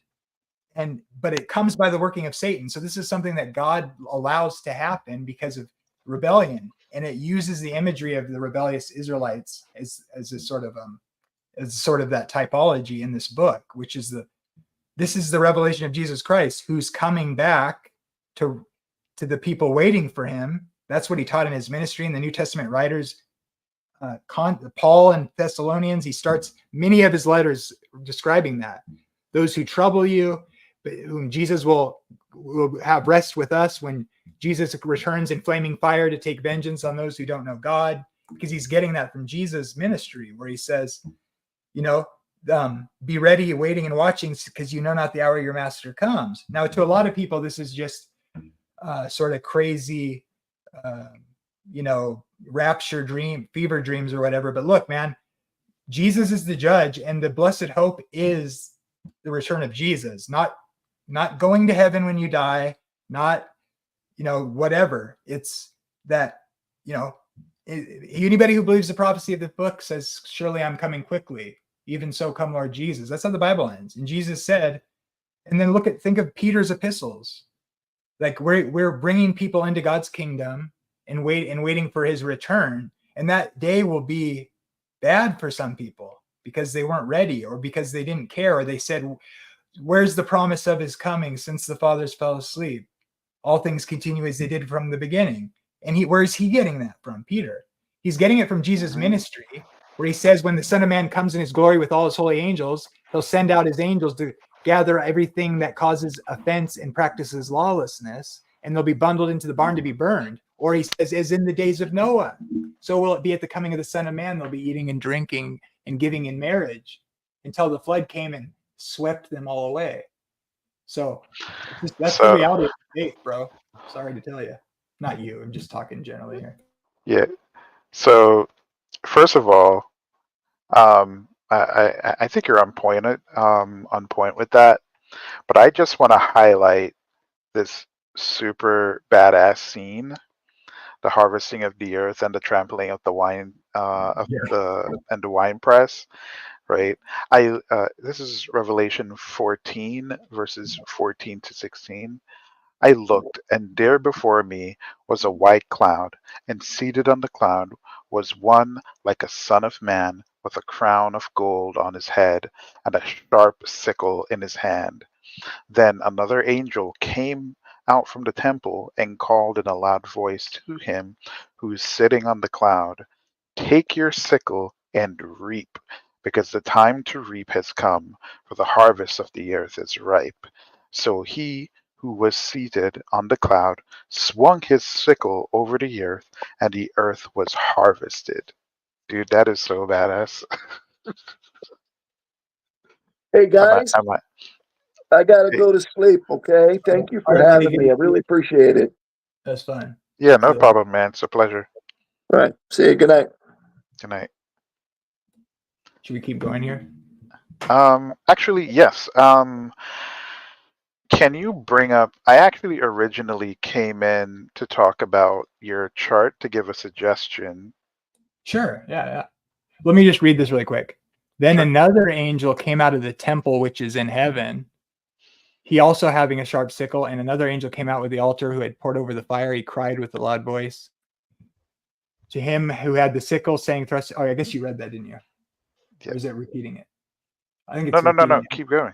"Thrust in your sharp sickle and gather the cluster of the vine of the earth, for her grapes are fully ripe." So the angel thrust his sickle into the earth and gathered the vine of the earth and threw it into the great winepress of the wrath of God. And the winepress was trampled outside the city, and blood came out of the winepress up to the horse's bridle for 1,600 furlongs. And by the way, I'll just mention, notice what leads up into that. Another one of the things I read from Revelation 18, Babylon is fallen. This is the Adventist chapter, by the way, but it says the everlasting gospel to preach. So notice there's a warning, a final warning. The angel flying in the midst of heaven is like a final sort of message to the earth, right? It's flying in the midst of heaven over the whole earth, preaching the everlasting gospel to all those who dwell on the earth, to every tribe, tongue, and nation and people. It's like the Great Commission, the final like sort of go, saying with a loud voice, fear God. And what is, if you look up fearing God, what that's associated with, it's quite obvious. And give glory to him, for the hour of his judgment has come. Is what that word means, is it means there's a judgment happening pre-Advent. That's why the pre-Advent judgment, it's just what the Bible teaches. That God is doing a work of investigative judgment. He is active in, just like we read in Ezekiel, God comes down to see what's going on. Not he asks, he's not bad at hide and go seek in Genesis when he asks Adam where he's hiding. He knows where Adam is. He's demonstrating something, what? That he's interactive and that he's going to come down to do his work in his people, right? Which he does ultimately in Jesus, but he'll do again, and he'll dwell with man. So he's illustrating something. Look at Sodom and Gomorrah. Yeah, Sodom and Gomorrah. Let us go down. It's not because God doesn't know what's going on. It's because he's demonstrating something about the way he does things, like his throne in Ezekiel, right? It goes every direction. Doesn't even have to figure, turn and stuff like that. That's what I was kind of getting at. It he's active.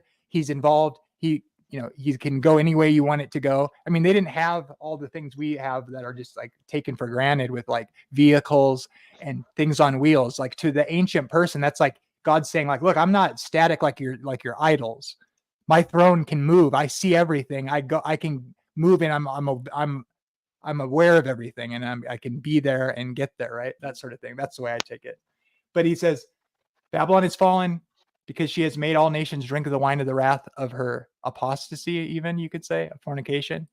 Yeah. And so, but notice, they have the mark of the forehead on his hand. He himself shall drink of the wine of the wrath of God, which is poured out full strength in the cup of his indignation. And of course, you get the famous, they'll be tormented with fire and brimstone in the presence of the holy angels. The smoke of their torment ascends forever, ever. By the way, they have no rest day or night who worship the beast in his image. That's talking about, well, they're worshiping the beast, not necessarily hell, even though this is like highly, it's indicative of that. Yeah. I mean, it's pretty clear. It's depicting their utter destruction. The destruction, permanent. And notice what it contrasts it. They have the mark of the beast. The warning is to fear God. By the way, fear God and keep his commandments. This is the whole duty of man sort of idea. Fearing God is the beginning of wisdom, because the saints or the people of God know that God is going to judge wickedness in the end and destroy it forever. And so to fear God is to know that there's a coming judgment against evil. And so that basis is to understand the love of God, because you know the goodness and justice of God will eventually come to bring judgment against evil when it's reached its full measure. Here's the patience of the saints. You could say they care about the honor that comes from the only true God. They don't care what men think, but they want the honor that comes from the only true God, even if everybody says otherwise. That's why the Pharisees didn't recognize Jesus. They didn't know the Father. They didn't have the love of the Father. They didn't recognize Jesus because they sought honor that comes from men, self-exaltation, pride, like the devil, who thought himself as good as God to rule. But God showed how he rules. It's through service and love of the other person, not self-exaltation. And so these people who fear God keep his commandments because they understand who God is. And they have the testimony and the faith of Jesus. So go ahead. Nah, I think you hit the nail right on its head, man. I don't disagree with anything there. I think it makes sense. Just makes sense. I mean, I don't know. I try to meet people where they're at, because I would like for people to meet me where I'm at, especially when it comes to the scripture, because I guess, I'm kind of a dirty noob when it comes to this stuff. But I think a lot of stuff is like very clear in terms of the message that it's giving, right? And sure, we can apply a lot of this stuff that we learn from the Bible to today or certain time periods, right? But I think the mistake that a lot of people make is like they read in their proclivities into the Bible, and they tend to just not take it for what it says a lot of the times, right? And there's clearly a lot of double meaning in the Bible, right? It'll use past events to tell what's going to happen in the future, and and future events clarifying what really happened in the past, which is, by the way, fascinating. I don't know if you've ever considered like what are the chances of all these prophecies happening in the Bible, and the numbers are abstract, like they are. Yeah, the numbers are insane. But yeah, I do get your point. Yeah, absolutely. I do agree. I agree. I want to agree that, and I like your approach, and I don't mind if you disagree or you have different perspectives. I like talking to people that have different ideas, because I don't think my perspective on any given passage is necessarily should ever be thought of as the only way to see it. Like there's sort of corporate ideas going on, and things that can be applied individually. I mean, sometimes you can't take a both and on certain things or certain aspects of certain things because of the way they connect with each other. But I'm usually almost always, like you said, I think there's almost always the possibility of something like two things going on in most cases. Like you can look at it, sort of different aspects of it or different applications, limited in the sense of different application. Like it has an ultimate sort of meaning, I think, that culminates with the sort of the spiritual battle, which is typed in these sort of examples of the Old Testament. But like, as far as when people often it seems I find that when people try to say it's either or on something, that's usually a bad way of thinking it. And I think that's sort of a Western interpretive sort of thing can be misleading. Yeah. All right. So can you bring up your chart that you brought up earlier? Yeah. Sorry. Yep. Yeah. I've been dying for a critique that people want to, or ways to make it better. So I'm obsessed with systems, and I think they're like really cool ways to visualize them. Okay, so on its face, let's see here.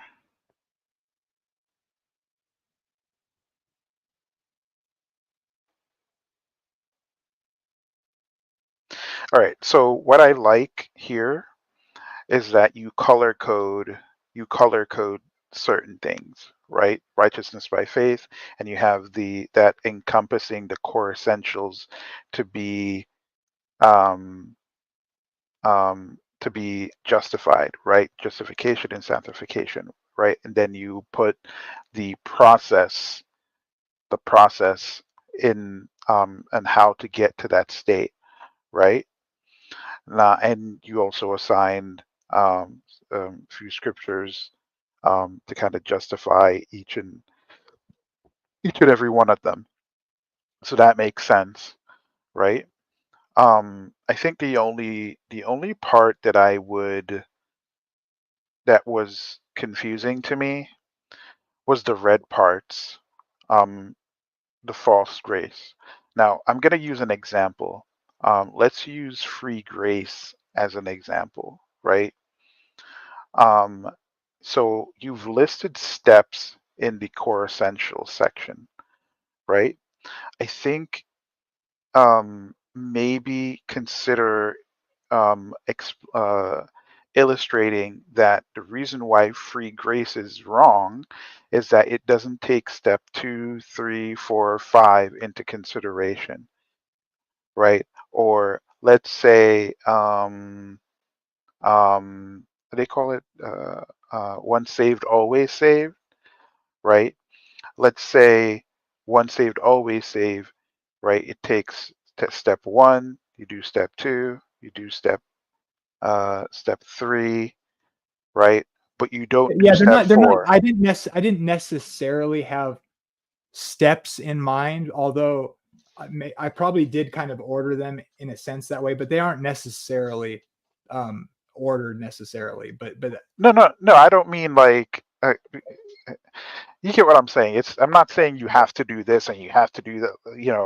I'm just right. saying like I just mean to say they're not necessarily ordered per se. yeah, But they're not ordered in that way. But I mean, in order to repent, right? Who are you going to repent to, right? Why are you repenting, right? Like you need to have faith, right? When you have faith that Jesus is your Lord, right? And you want to be saved, you have to remain in a relationship with him. The first thing you usually do is that you repent and admit that you're a sinner. yeah, 1 and 2 are probably like simultaneous, and 3 is probably just sort of a basic mindset you need to have of understanding that you Yeah. don't inherit it, right? Yeah. So maybe consider using simpler language for maybe 3 and 4. I think bearing. Yeah, I number like 3 that could you be use. I might say works bay. No works bay. Maybe combine 3 and 4 and say bear fruits of the Spirit versus keeping God's commandments. And I say that mainly because a lot of the commands that we were given, right, even though they are moral and behavioral in nature and not necessarily laws. And a perfect example of that actually is the Sermon on the Mount. I don't know if this is controversial or not, but I think the Sermon on the Mount is essentially a clarification um, or explanation of his law, if that makes any sense, right? Well, yeah, it is. He's a rabbi, so he's literally giving his teaching on his interpretation of the laws of Moses. The only Yeah. reason I hesitate to not use the language is because of people's kind of stance on the way they look at the law. But I don't disagree that the New Testament is teaching. Just so you get my perspective a little bit, I want to hear what you have to say about that. I would just say this. So like to me, I want to when people start saying like when you start making Jesus like the problem wasn't the law, it was more like the people misused it. So I think so to me when you're living faith working through love, that is basically the exact same thing as keeping the commandments. In other words, and that would be like Romans 13 or like I think I listed here like because Paul says in 1 Corinthians 7:19, he says, circumcision doesn't matter, uncircumcision is nothing, but is what matters is keeping the commandments of God. And so to me, that's just like, but on the other hand, when you go to 1 Corinthians, like whatever it is, chapter 3 or 5 or whatever, he's saying like, look, this isn't like according to the letter, but the spirit, right? The It's spirit written of on the your law. heart. Yeah. And so in that sense, I'm with you. So go ahead. Sorry. Yeah. So I understand. I understand the reason why you use that verbiage. I'm just saying a layman, like someone who's not like as read as you, right? Um, is probably not going to understand 3 and 4, right? And they'll probably accuse you of either being like a legalist and a works and a workspace theist. I'm just saying, bro. I'm trying to save you here. I think using bearing fruits of the spirit is probably a better language, and you can give examples of bearing fruits of the spirit, right? Like keeping the 10 commandments and the commandments of the New Testament, whichever way you want to go about it, um, instead of like using 3 and 4. I don't know. I had to read it a couple times for me to understand it, and maybe that's because I'm an idiot. But yeah, Well, the language completely threw me off.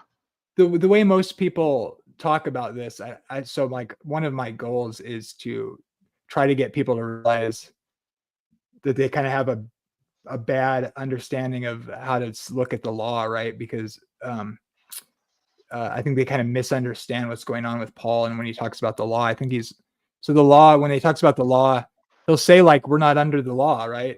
But then he says, and by that, I think in the context, it means something like these Jews that received the first covenant aren't accepting the Messiah who is bringing the new covenant and showing them how they're misapplying the law. So like they're under the condemnation of the law, and the only way they can be saved. And so people will use that stuff and say someone like me is like those Pharisees that are under the law. And I try to explain to them that being under the law is an application or a term used to talk about Jews who received the old covenant that are not receiving the Messiah. I'm not a Jew that's not receiving Jesus as my atonement and my justification, right? So like, and I'm saying like under the law doesn't mean like without the law. And where that's best seen is 1 Corinthians, I think 8 or 9, where Paul is saying, he goes, I want to win Jews and Gentiles. And so when I become like one under the law, to win those who are under the law, obviously talking about Jews, that's the context. And then he says, and to the Gentiles or ones without the law, I become like one without the law so that I might win those without the law. Without the law. Not being without the law of God, like referring to himself, not being without the law of God, but under the law of God through Christ. So like this is where context and stuff, people miss this, right? They kind of grab a phrase and they use it and then throw it out whenever they feel like they want to make a statement or whatever. But it's like Paul says he's under the law of God through Jesus, who's one with the Father. And so what does that tell you? You could, if I pull out a statement and just use it wherever I want willy-nilly, Paul's making two exact A and not A, right? The context determines what he means, right? So something to just be considered carefully that a lot of people can mess up, right? Because the law doesn't always mean the exact same thing in every context and to every kind of person necessarily. Don't misunderstand me.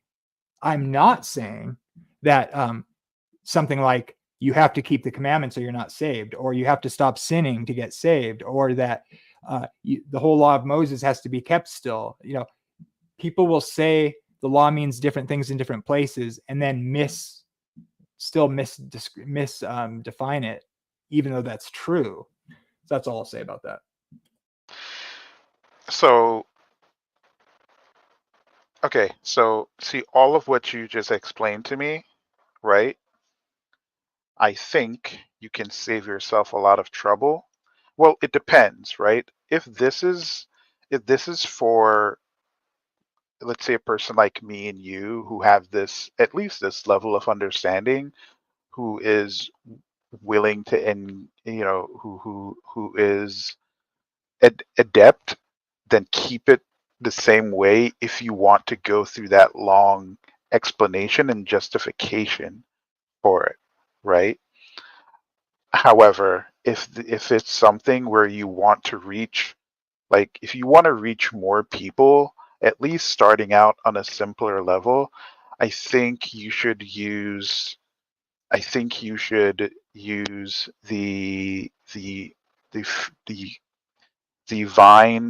vines and the fruits concept, right? The gardener, the vine, the branches, and the fruits. I think you should use that. That's John 15, right?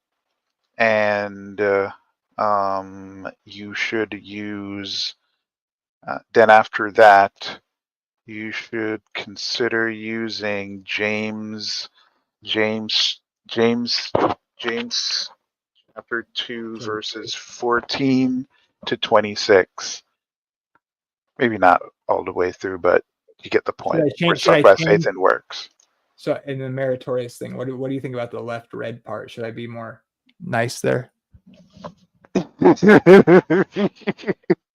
So I try to use terms like hyper grace, so it doesn't so it's not necessarily, because even the super gracers will say hyper grace is out of line. So is out of line. Yeah, like I mean, extreme, like not like missing the point sort of thing. But you know, I tried to be open there. But you're right. I think originally this idea was just for me to say this is what I believe. Yeah. And then I was inviting people to critique it and tell me where they agree or disagree. But I mean, I think it's a sort of like a tool that's more more inclusive. And then it's bigger than you, bro. That's good advice, I think. Because I'm not gonna lie, like the Melchizedek paper that I wrote, a lot of people, including myself, never even knew who or what Melchizedek is, right? Or what a Melchizedek I haven't had a chance is. To look. I haven't had a chance to look at it yet, but I'm going to, and when I do, I'll make a video and then I'll invite you on to talk about it. Yeah, no problem. But stuff like this, man, this, like, I think I understand the purpose of it now that you explained it. But I think if it's a situation where it's something that at least you hope to use to kind of demonstrate a more succinct point as to why certain theologies are just blatantly wrong. I think using these scriptures and not focusing so much on the, I'm going to use the term, don't judge me, the legal aspect of things, right? Is probably not the right idea, because people will start off with the wrong impression, basically. And now you have to clarify that impression to justify why these other theological ideas, right, are wrong, versus going straight to the point, right? If someone is saying, well, grace is all you need, well, you can be like, well, that doesn't make sense, right? Because if your works aren't aligned with the faith that you have, right, then how can you be, grafted onto the tree, right? It states here that if you don't bear fruit, right, Just good and just fruit, to be clear though, like yeah, I believe and think that the gospel is like there is no foundation if it's not entirely being made right before God has nothing to do with what you do. And I also think I'm like talking to people in like real life and like dealing with people like ministering to people. Uh like I am not like the type that tells people they're condemned or like you got to shape up yeah, or your yeah, life, yeah. right? Like I'm actually I'm pretty grace sort of guy, but like online for me it's like I don't know a person personally in what like day-to-day life. So it's like I'm wanting to talk about what the text is saying and then Ask how questions. right. And so That's what people you don't do. yeah. And so I want people because I really think that when I see people not being honest with what the text is saying or whatever in its original context, and then I think and that's what really bugs me. And I think when people start making the text saying something different than it does, people should wrestle with what it's saying and then recognize that like God has forgiveness and grace, and like when someone's struggling, how you minister to them in real life is a different story. But when you're talking about like the text is trying to set up this plight of man that we are in big trouble like for our sin. And that is what the text is saying. That has to be, if you can't establish that honestly, then the grace isn't the good news that it's meant to be. Because it's just like when people say you don't have to repent. I'm just going like, well, I agree with you that you don't have to stop sinning in order to come to Jesus. Okay. That I agree with, even if you're gay, in fact, which a lot of people, Yeah. that sort of thing. Or even if you have like some really egregious sin that even the greasiest gracers won't let you in their church if you have that sin. The You know what I mean? greasiest I'll grace. let that guy in. I'll let that guy in and I'll tell him it's sin and I'll love the person. But so I'm a law dog, but I'm also, I try not to be a hypocrite about it. So it's like, and when I see that, I think it just kind of, it's just, the setup is this: perfect obedience is required. That's why we need Jesus. And the law stands because that's why Jesus had to die. God's character doesn't change. His standard of perfection doesn't change.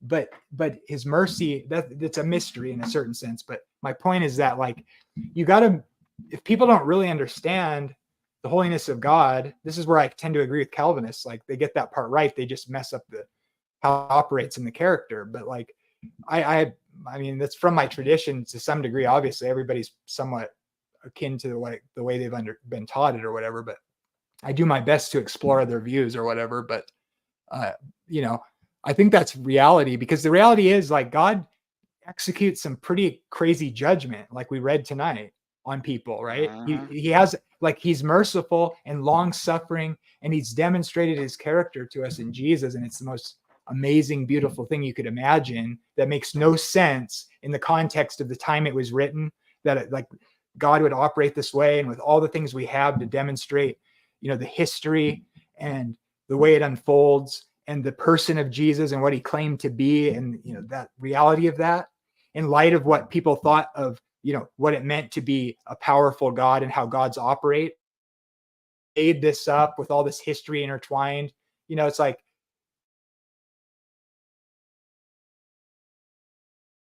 Oh, you went quiet. not believe it. Yeah, I get what you're saying. I'm just saying, like, the way how I approach things is that I don't lay out any condemnation whatsoever to anyone. I don't determine whether or not someone is saved or not.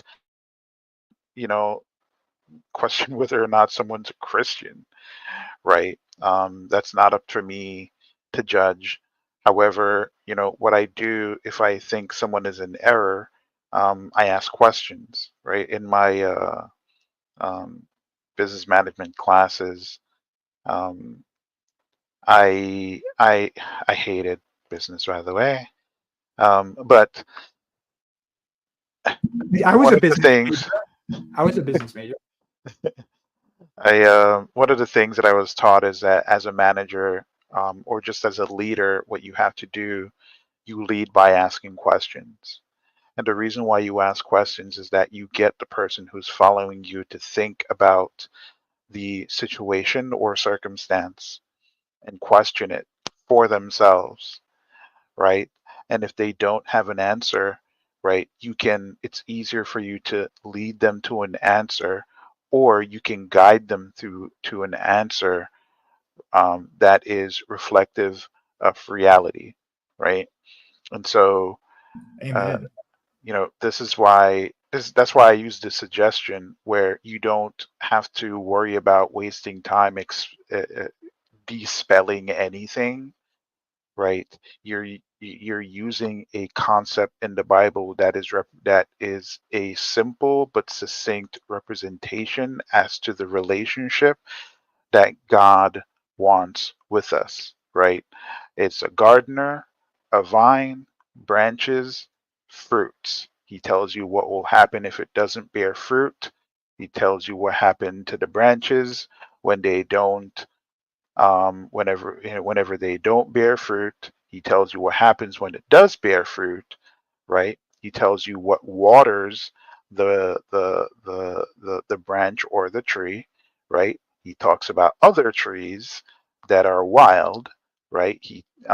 And that those trees can be grafted in as well, right? Like he uses these metaphors of connecting and bearing fruit to illustrate the type of relationship. And so I think it's probably a good idea to use that so you don't have to worry about the baggage of people questioning your position when it comes to the law, right? Because I think inherently most Christians understand that part, right? The Yeah. question is now they're going to question, why are you so focused on it, right? And now they're going to be like, well, is he a legalist, right? Is he like, works based on the law? Like, you see what I'm saying? And now you're going to have to waste time to Well, clear up all of that stuff. look at my name under my, or look at the title. I know, dude. It's so funny. Come on, man. I'm one of you guys. Come on. I'm all about that. I swear. Have you ever thought about, I hear you, man. I think I'll take your advice. But let me ask you, have you ever, You're quiet.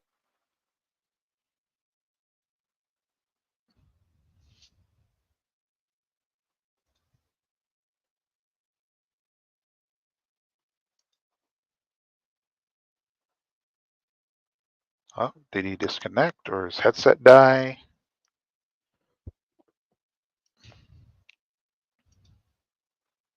I have no idea who's out there watching, but if you are watching, please like and subscribe to this channel. Um, please feel free to ask questions and comment. Jamie definitely loves his fan mails, even the ones that are not too polite. But he definitely seems to enjoy a challenge as far as I can tell. And yep, I think he got disconnected.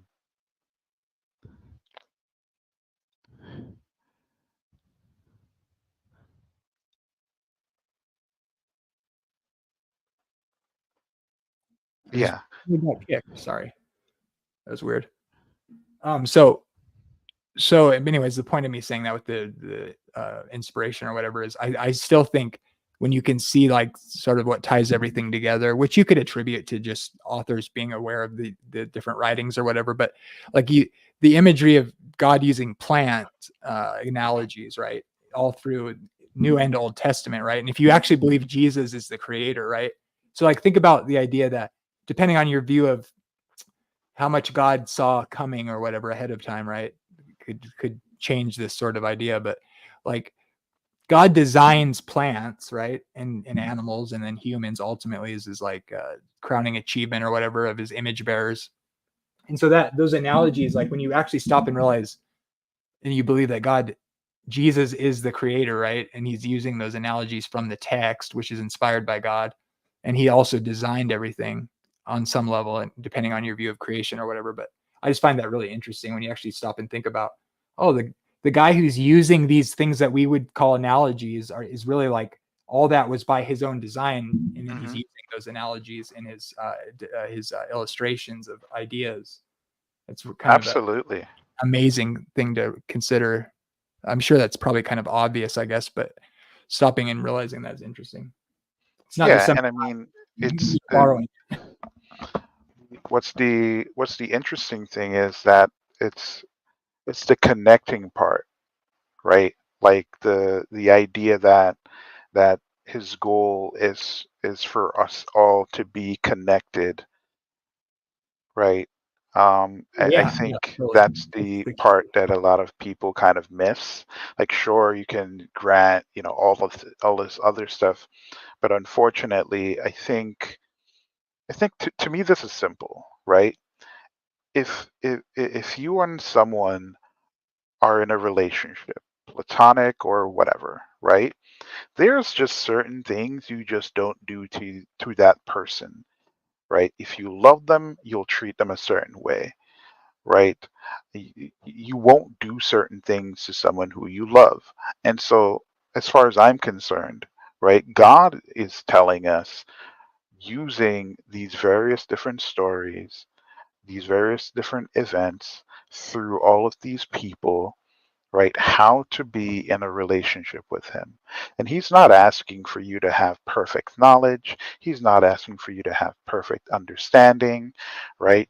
He just wants you to have the faith that's as tiny as a mustard seed, right?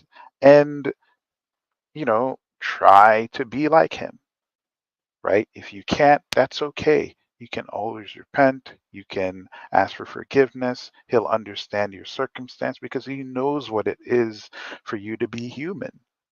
He knows what it is to be in this shitty world, right? So whenever it's time for him to judge, right, he'll take all of that into consideration, right? Just like any loving person, right? Just like what they would do. And so I'm just saying the relationship part of Christianity don't it doesn't get talked about enough to me, to me at least. I don't know. I think I might come up with my own doctrine and call it, relationship theology or something. I don't know, to kind of emphasize that because I don't know about you, but if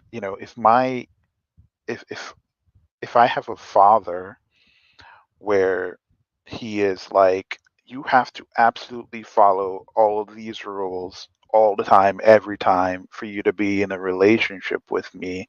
And if you break them and if you break them once, right, no amount of repenting or anything you do can help you, right? Or you got to do a bunch of this work, you got to work it off, right? Well, I'm sorry, I got to punish you now because, you broke the rules, right? Like a relationship where there's no grace whatsoever. I don't want to be in that type of relationship with any being, right? And so this is why I personally think that uh, Calvinism is a demonic theology.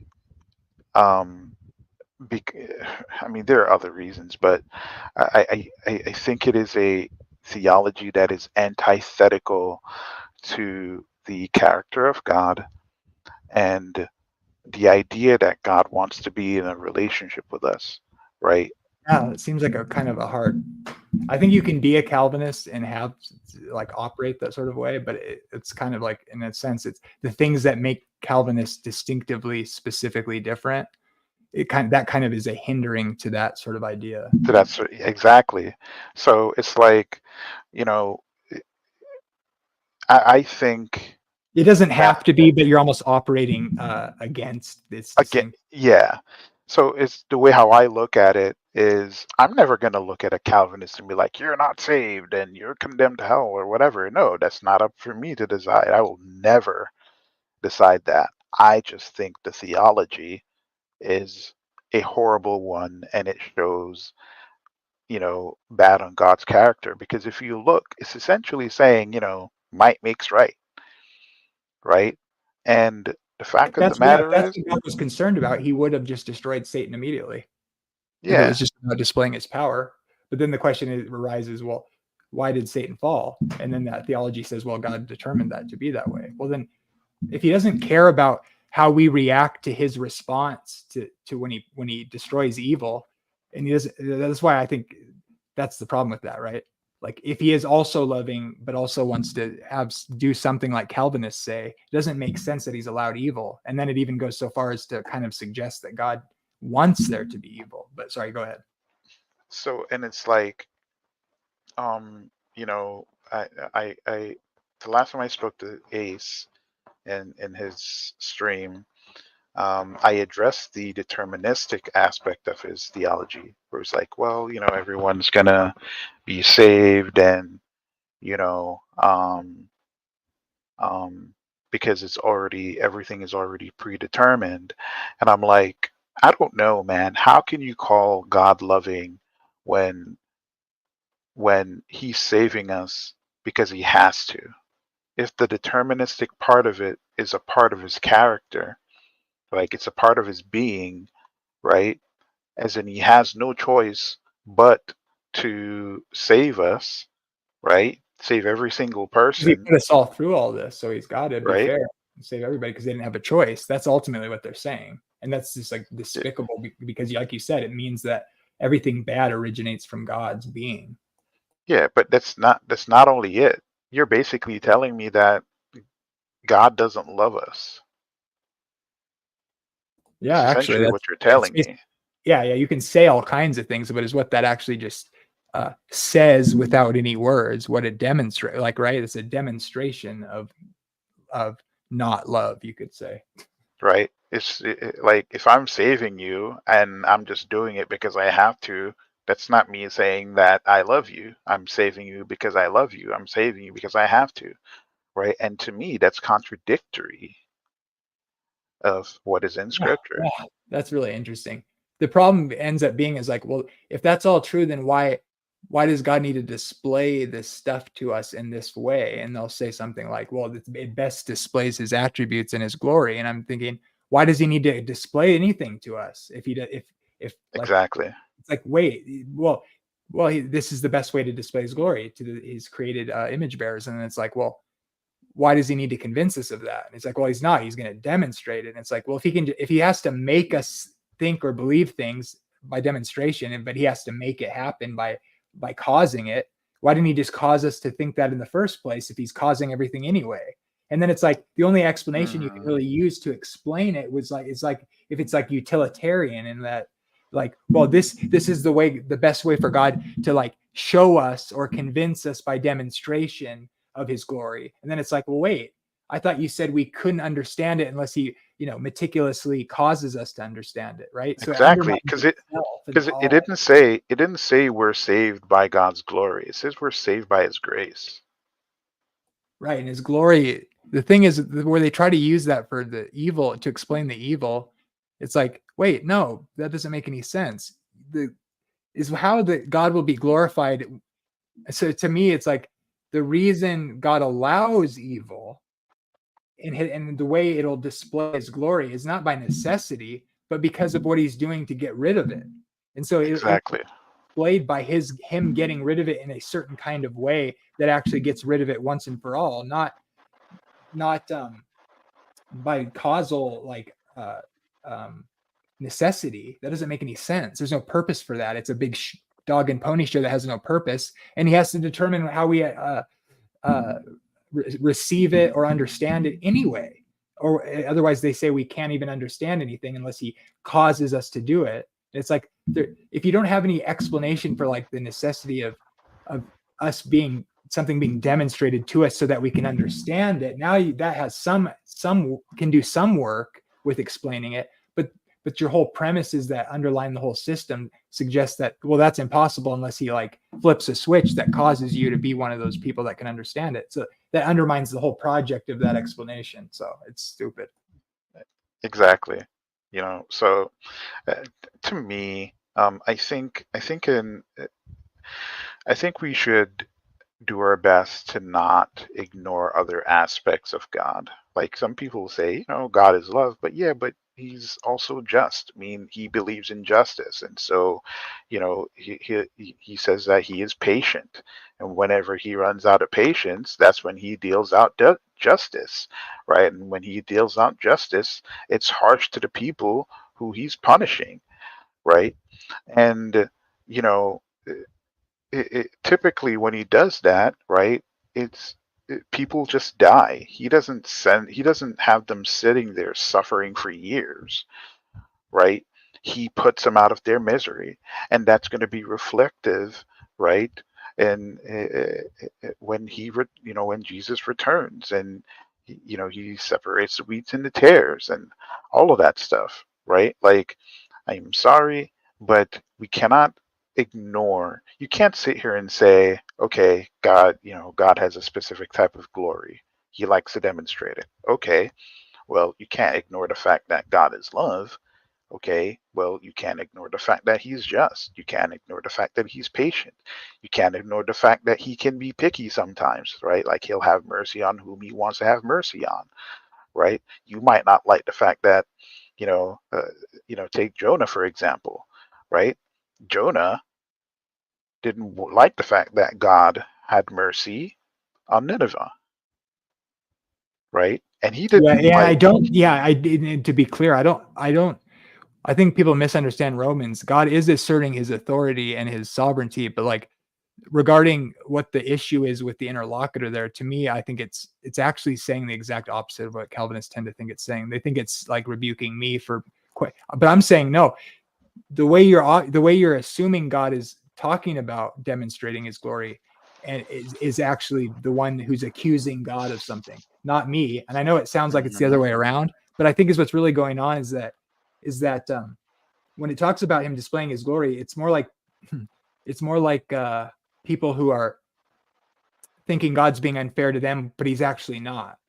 It's not saying God's, like, as far as everybody can tell, it's completely arbitrary and that should be applied on an individual basis. It has to do with the covenant and the way he's done it because of how people, which he predicted would be a certain way. That's the judicial hardening. And then they're bitching because they think that's not right because God made promises to them, but they're not, those things aren't actually accurate. But the Calvinists usurp that as though it's someone saying, hey, we all can't see how God's doing something good here, but if you bitch about it, you're questioning God. But God isn't. I don't believe that. I think that's on a basic sort of fundamental level a misunderstanding of what God's trying to communicate about himself to us. It's not saying you should accept whatever God does no matter what, although you should, but not because you just should, but because of who he is. And then because if you understand who he is, which Paul does, then you wouldn't accuse him of something like what Calvinists are accusing him of. So it's really, and I'll just leave it there. I'm not explaining it very well, but the thing is, it's so hard to explain that. To me, God displays his glory through his character. Right? If you say that Jesus is God, and he said that he will not yield his glory to another, and he yields his glory to Jesus, and you see what Jesus does, and Jesus is the face of God, then that's how God reveals his glory. Well said. Yeah, like Exactly. Like that's what Jesus is saying. He's like, you're seeing the Father through me because I come in the love with the love of the Father. So it's like, and then when you actually stop it, like, what does it mean that God is patient? Now, if God is love, and like think about in how Romans starts too. Paul says literally, he says, Paul inspired by the Holy Spirit. I would like to suggest that when he says this, you could say it's naive on one level, but when he says, I wish I could give my life for the sake of my brethren, like it's like a selfless expression of love. And it's like, how does that make any sense? Like if Calvinism's true, Paul is literally just being a naive idiot. Like he's actually kind of confused. Like Paul seems to be confused about reflecting the image of God when he does that. So like if you're a Calvinist and you're honest about that sort of self, and that's what Jesus said, there's no greater love that man can do than lay down his life for his friends. And Paul's expressing that even though they're rejecting the Messiah with evil intent, he has some sort of like a sense of seeing them as his brethren, that he wishes that he could do whatever it took, even giving up his own life for them, which is really a reflection of the self-giving love of Jesus, who's a servant that lays down his life for even sinners. And it's like, if Calvinism is true, that doesn't make sense. And it's God saw fit to put that into that inspired text, which apparently describes Calvinism, yet it starts with that sort of image. Now think about that. That wasn't a mistake. Like it's just so funny, right? Like God displays his glory through his power, but yet still God is washing the feet of a bunch of fishermen and a zealot and a tax collector. Like like really? Is that God showing power right there? God Like, come becoming a on, mortal dude. human and then dying naked on a cross at the hands of evil men, like to display something about what he's willing to do to suffer with humans. Like God becomes a mortal man and is displayed naked, dying on a cross, and dies a human death. It's like, okay, yeah, God wants to display his power, right? Okay. I think, well, it depends on what you mean by power. And it depends on what you mean, what he's trying to actually accomplish by the display of I would say his character on display is his power. And by the way, people always talk about what the power in the Ark of the Covenant was. I'll just say this. I think it's a reflection of God's character, things God would never do because he cares about the other over himself. And he puts the proper things in their proper place. Like the God of love is the top of the barrel. And then the people who image him are next in line. And then you come after that. It's like the golden rule. And so the power in the Ark of the Covenant was the character of God, not some sort of nuclear device or whatever. It's illustrating what God's trying to do. He's trying to conform us to the image of the Son, which is exemplified perfectly with Jesus on the cross. Amazing. So you want to hear something cool, right? I would like to present to you this idea that things tend to happen in twos in the Bible, right? So during Jesus's trial and the whole crucifixion and all that stuff, I noticed something. I am gonna write a paper on this, but I noticed something. Did you know that Jesus ended up getting crowned king right before he got crucified? So think about it, right? The kind of thorns on him that you're talking about. No? Oh, it's deeper than that. All right. So the woman gets the most expensive oil she can find, right? And she anoints him, right? Yeah, she rubs it on his feet with her hair. That scene. Yep. Then, right? He a robe, a purple robe, right? Royalty, right? And the other significant meanings behind the color purple, right? He gets donned with a purple robe, he gets a crown of thorns, and he sits on the judgment throne. Pilate sits Jesus on his judgment seat in John 18, Right. right? He got coronated as king, Yeah. and they did, Then they they mock didn't him and even, they stick the they, sign over his head, right? That says King of yep, the Jews and and they freedom. called him king of the Jews. It's like come on, man. Like when you see stuff like that, right? Like he is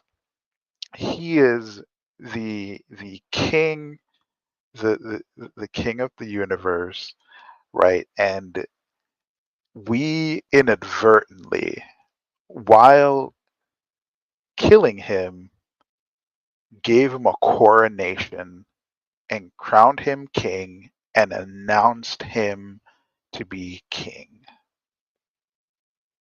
It's almost like it's a weird way that God brings like salvation to the rest of humans, right? Because in a way, like the Jews reject their king, so like this is their king, right? This mock But dying. but here's the kicker. But here's the kicker, right? You ready for this one? Wasn't David crowned king before he sat on the throne? I don't remember. Yes. While Saul was king and sat on the throne, God declared David Oh to yeah, be the king, yeah, of course. right?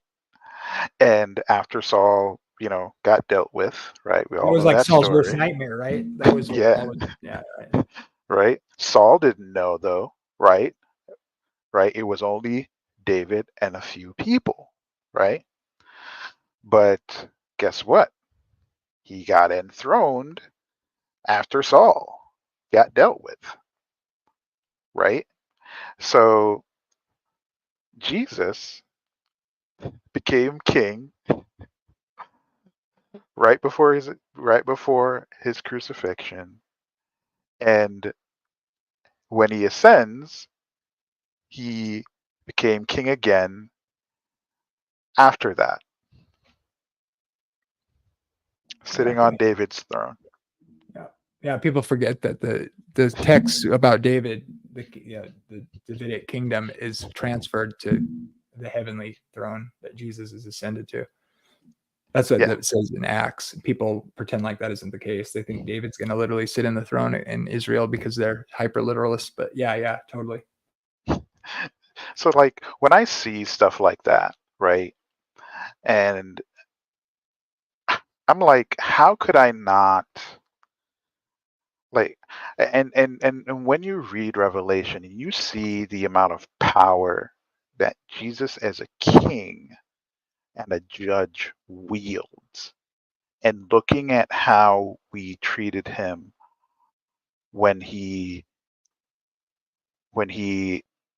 came to save us, right?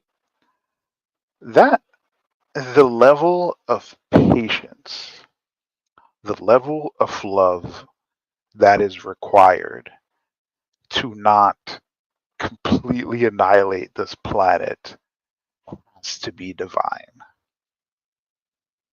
right? Like, think about it. Like, you created a whole universe, and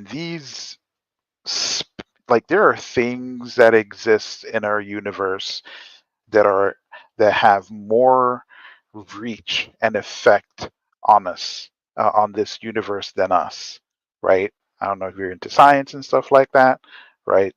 But the black hole inside in the center of the Milky Way galaxy has more reach and more power than us in this universe, right? But yet still, we who are bound to this earth, who can't even do anything, right? Take the creator of the universe, we spit on him, we beat him, we jeer him, we mock him, we abuse him, we slap him, we crucify him, we take his garments and gamble, and all of that stuff, right? And even then, right, he's like, Father, forgive them, for they knew not what they have done, right? Even then, there is forgiveness. And I'm like, when I see Jesus pull up in his glorified state and seeing how much power he wields to literally shape reality, right? To give every single living entity, right, in him a new body, to shape a new heaven and a new earth, create a new Eden, right? To me, that to me shows God's glory, because despite having all of that power, when he came here to earth, he didn't use it not once for himself.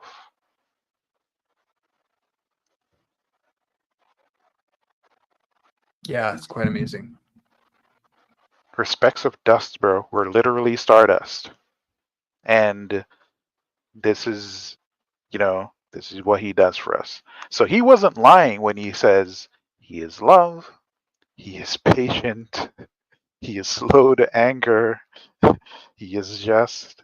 He was not playing. And that is reflected in, directly through Jesus, right? So I don't know about all of these people with their different theologies who tend to ignore these different aspects of God, focusing on his power and, his commands and might makes right.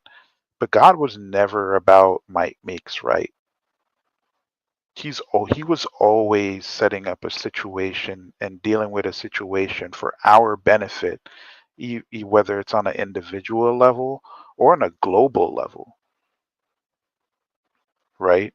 Like, I believe when God decides that he's going to wipe out a whole civilization, he's doing it because it is so messed up and it's spreading and he wants it gone. Because if left unchecked, it's just going to spread and get worse. And now he's going to have to be like, well, I'm just going to have to destroy everybody. Right? Yeah, I tend to agree. I tend to agree with you.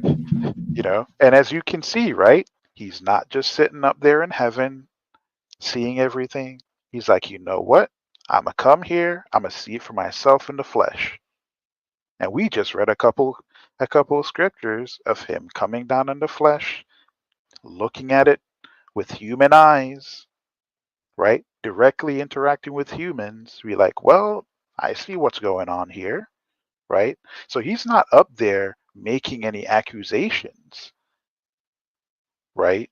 He's not invisible making accusations. He's showing up to us in person to make accusations. And I think this is why it's so important when it constantly shows Jesus, right, coming back in a form that is recognizable to us, right, to show that, yeah, he doesn't need to come to visually show himself, accusing us, right, and judging us, right? He doesn't need to do that, but he's doing it because he's showing us that he's not this faraway God or deity who doesn't, who's afraid to show itself, right? One day, everyone will see. Everyone. Whether you believe, whether you bear good fruit or bad fruit, no fruit, doesn't matter. I wanted to, before I close it down, I'm gonna read something and see what you think of this. I'm looking for it here in Isaiah. I had this weird idea a long time ago, and I think it's really interesting. It's translated funny in some translations because I think it's a difficult thing to translate. But it's like Isaiah, where he's talking about the false gods, and he's like, it's a test of the false gods, and he's like, I'm God, there's no one like me. like and he starts mocking people for making idols. And then he says, he's like saying like, look, I declare the end from the beginning. I say things that come to pass before they come to pass. Like, see if your idols can do that. And so it's like a test of the false gods. But then when you keep reading, I'm trying to find it here. He says, let's see. Okay, yeah. So his bell bows down, Nebo stoops over. Their idols were on the beasts and on the cattle. Your carriage were heavily loaded, a burden to the weary beast. They stooped, they bowed down together. They could not deliver the burden, but have themselves gone into captivity. Then he's like, listen to me, Israel, house of Jacob, the remnant of Israel, who have been upheld by me from birth, who have been carried from the womb, even to your old age, I am he. Even I will carry and I will deliver you. To whom will you liken me and make me equal and compare me, that we should be alike? They lavish gold out of the bag and weigh silver on the scales. They hire a goldsmith and he makes it a god. They prostrate themselves. Yes, they worship. They bear it on their shoulder. They carry it and set it in its place, and there it stands. From its place, it doesn't even move. Though one cries out to it, yet it cannot answer, nor save him out of his trouble. Okay, now this is the part. Remember this and show yourselves men. Recall to mind, you transgressors. Remember the former things of old. For I am God and there is no other. I am God and there is none like me, declaring the end from the beginning. And from ancient times, things that are not yet done. Now, this is Isaiah saying this, right? God's saying this through Isaiah. Like, what are the ancient times? Things that he's declaring. Like, what did he declare in ancient times, right? You could ask that question. Was he talking about like the seed of the woman? Is he talking about like he always reveals things through his servants, the prophets? What's he saying? Well, he says, I will do all my pleasure. What is his pleasure? Calling a bird of prey from the east, right? Okay, now here's the point. That's a pretty common thing people have heard before.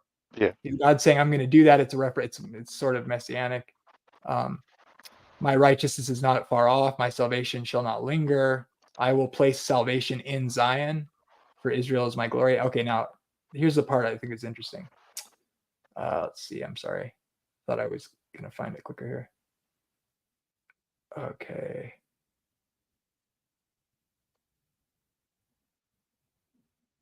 I declare, okay, this is Isaiah 48, verse 3. I've declared the former things from the beginning. They went forth from my mouth, and I caused. Now, here's the part that's try to follow this. This is the New King James. I've seen this in different translations. He says this now, kind of reiterating what he was saying before. All the things he's going to do and what he has done, and he's the real God. I've declared the former things from the beginning. They went forth from my mouth, and I caused them to hear it.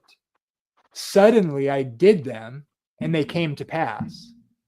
Because I knew that you were obstinate, and your stiff neck was an iron sinew, and your brow bronze. Even from the beginning, I've declared it to you. Before it came to pass, I proclaimed it to you, lest you should say, my idol has done this, and my carved image and my molded image have commanded them. Like, what is he talking about? Like, I declared it, and I suddenly come to pass. And like, I did it that, like, so he's saying, it sounds like he's saying, I told you beforehand. This is kind of my interpretation. Look, I told you these things before they would happen, but I knew that you would deny it was me. And so I suddenly did them. And so that what I said would happen suddenly, because I knew that you were going to, if I didn't do it, you were going to, because of your stiff-necked rebellion, you would declare that your idol did it. So it seems to me he's saying, look, I told you I was going to do something in such a way that you didn't really get what I was going to do. But I didn't, like, essentially he's not saying he lied, but he's saying like, I did it in such a way that, so it happened suddenly. And so that because I knew if I didn't do it that way, you would not attribute it to me. Does it sound like something like that? Yeah.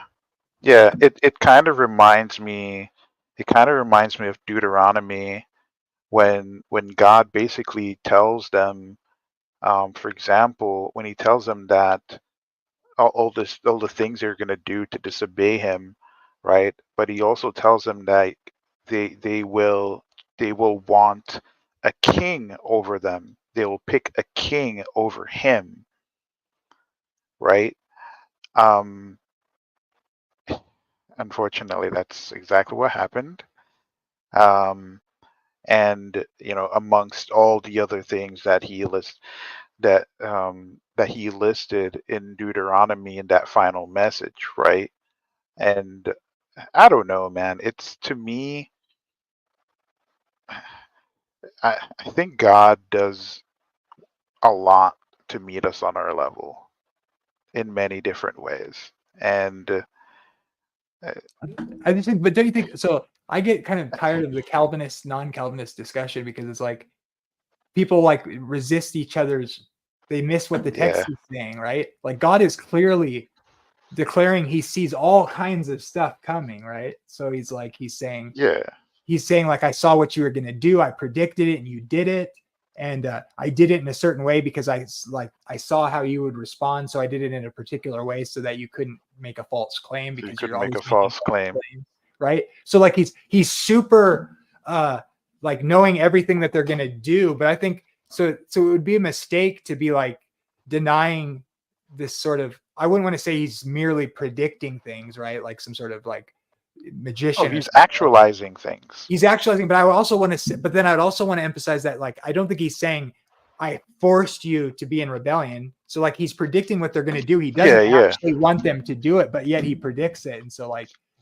you could ask, it's kind of like in the Matrix, right? When she's like, "Hey, don't worry about that vase over there," and he's like, "What vase?" And he like turns and breaks the vase, and she's like, "It's what's really going to bug you is if I hadn't mentioned it, would you have broken it?" Right, sort of thing, right? Hmm. Yep. It's like I want to say he was going to break it anyway. Basically, is what I'm saying. Like God, Yeah. that's what I'm saying. Yeah, Any I last think words? it's true. Um, yeah, man. Thank you very much for having me again. I'm surprised you actually had a stream going tonight. Yeah. I think a couple of times I saw you did it was on the either on the weekends, I think. Um, but yeah, it was very edifying being here. Thank you for the diagram there. It definitely got my brain tickled for a little bit. And I'm like, oh boy, I can see the myriad of questions that people are, and accusations people are gonna lay out at this guy. How can I help him? So I appreciate your feedback because I've had it for a long time, and so and by the way, if you ever need your brain tickled, I've got plenty of charts. So just thanks for thanks for that. I always yeah, enjoy talking to you, man. yeah, no problem. If you want to message me offline or whatever, well, just get a hold of me on my YouTube channel. I'll send you my send you a way to message me or whatever. But all right, Oh, guys, you see can y'all message later. people. Okay. Yeah, like on Facebook or whatever, or on my phone or whatever. So Okay. all right, man. Peace out, guys. Love you. Bye.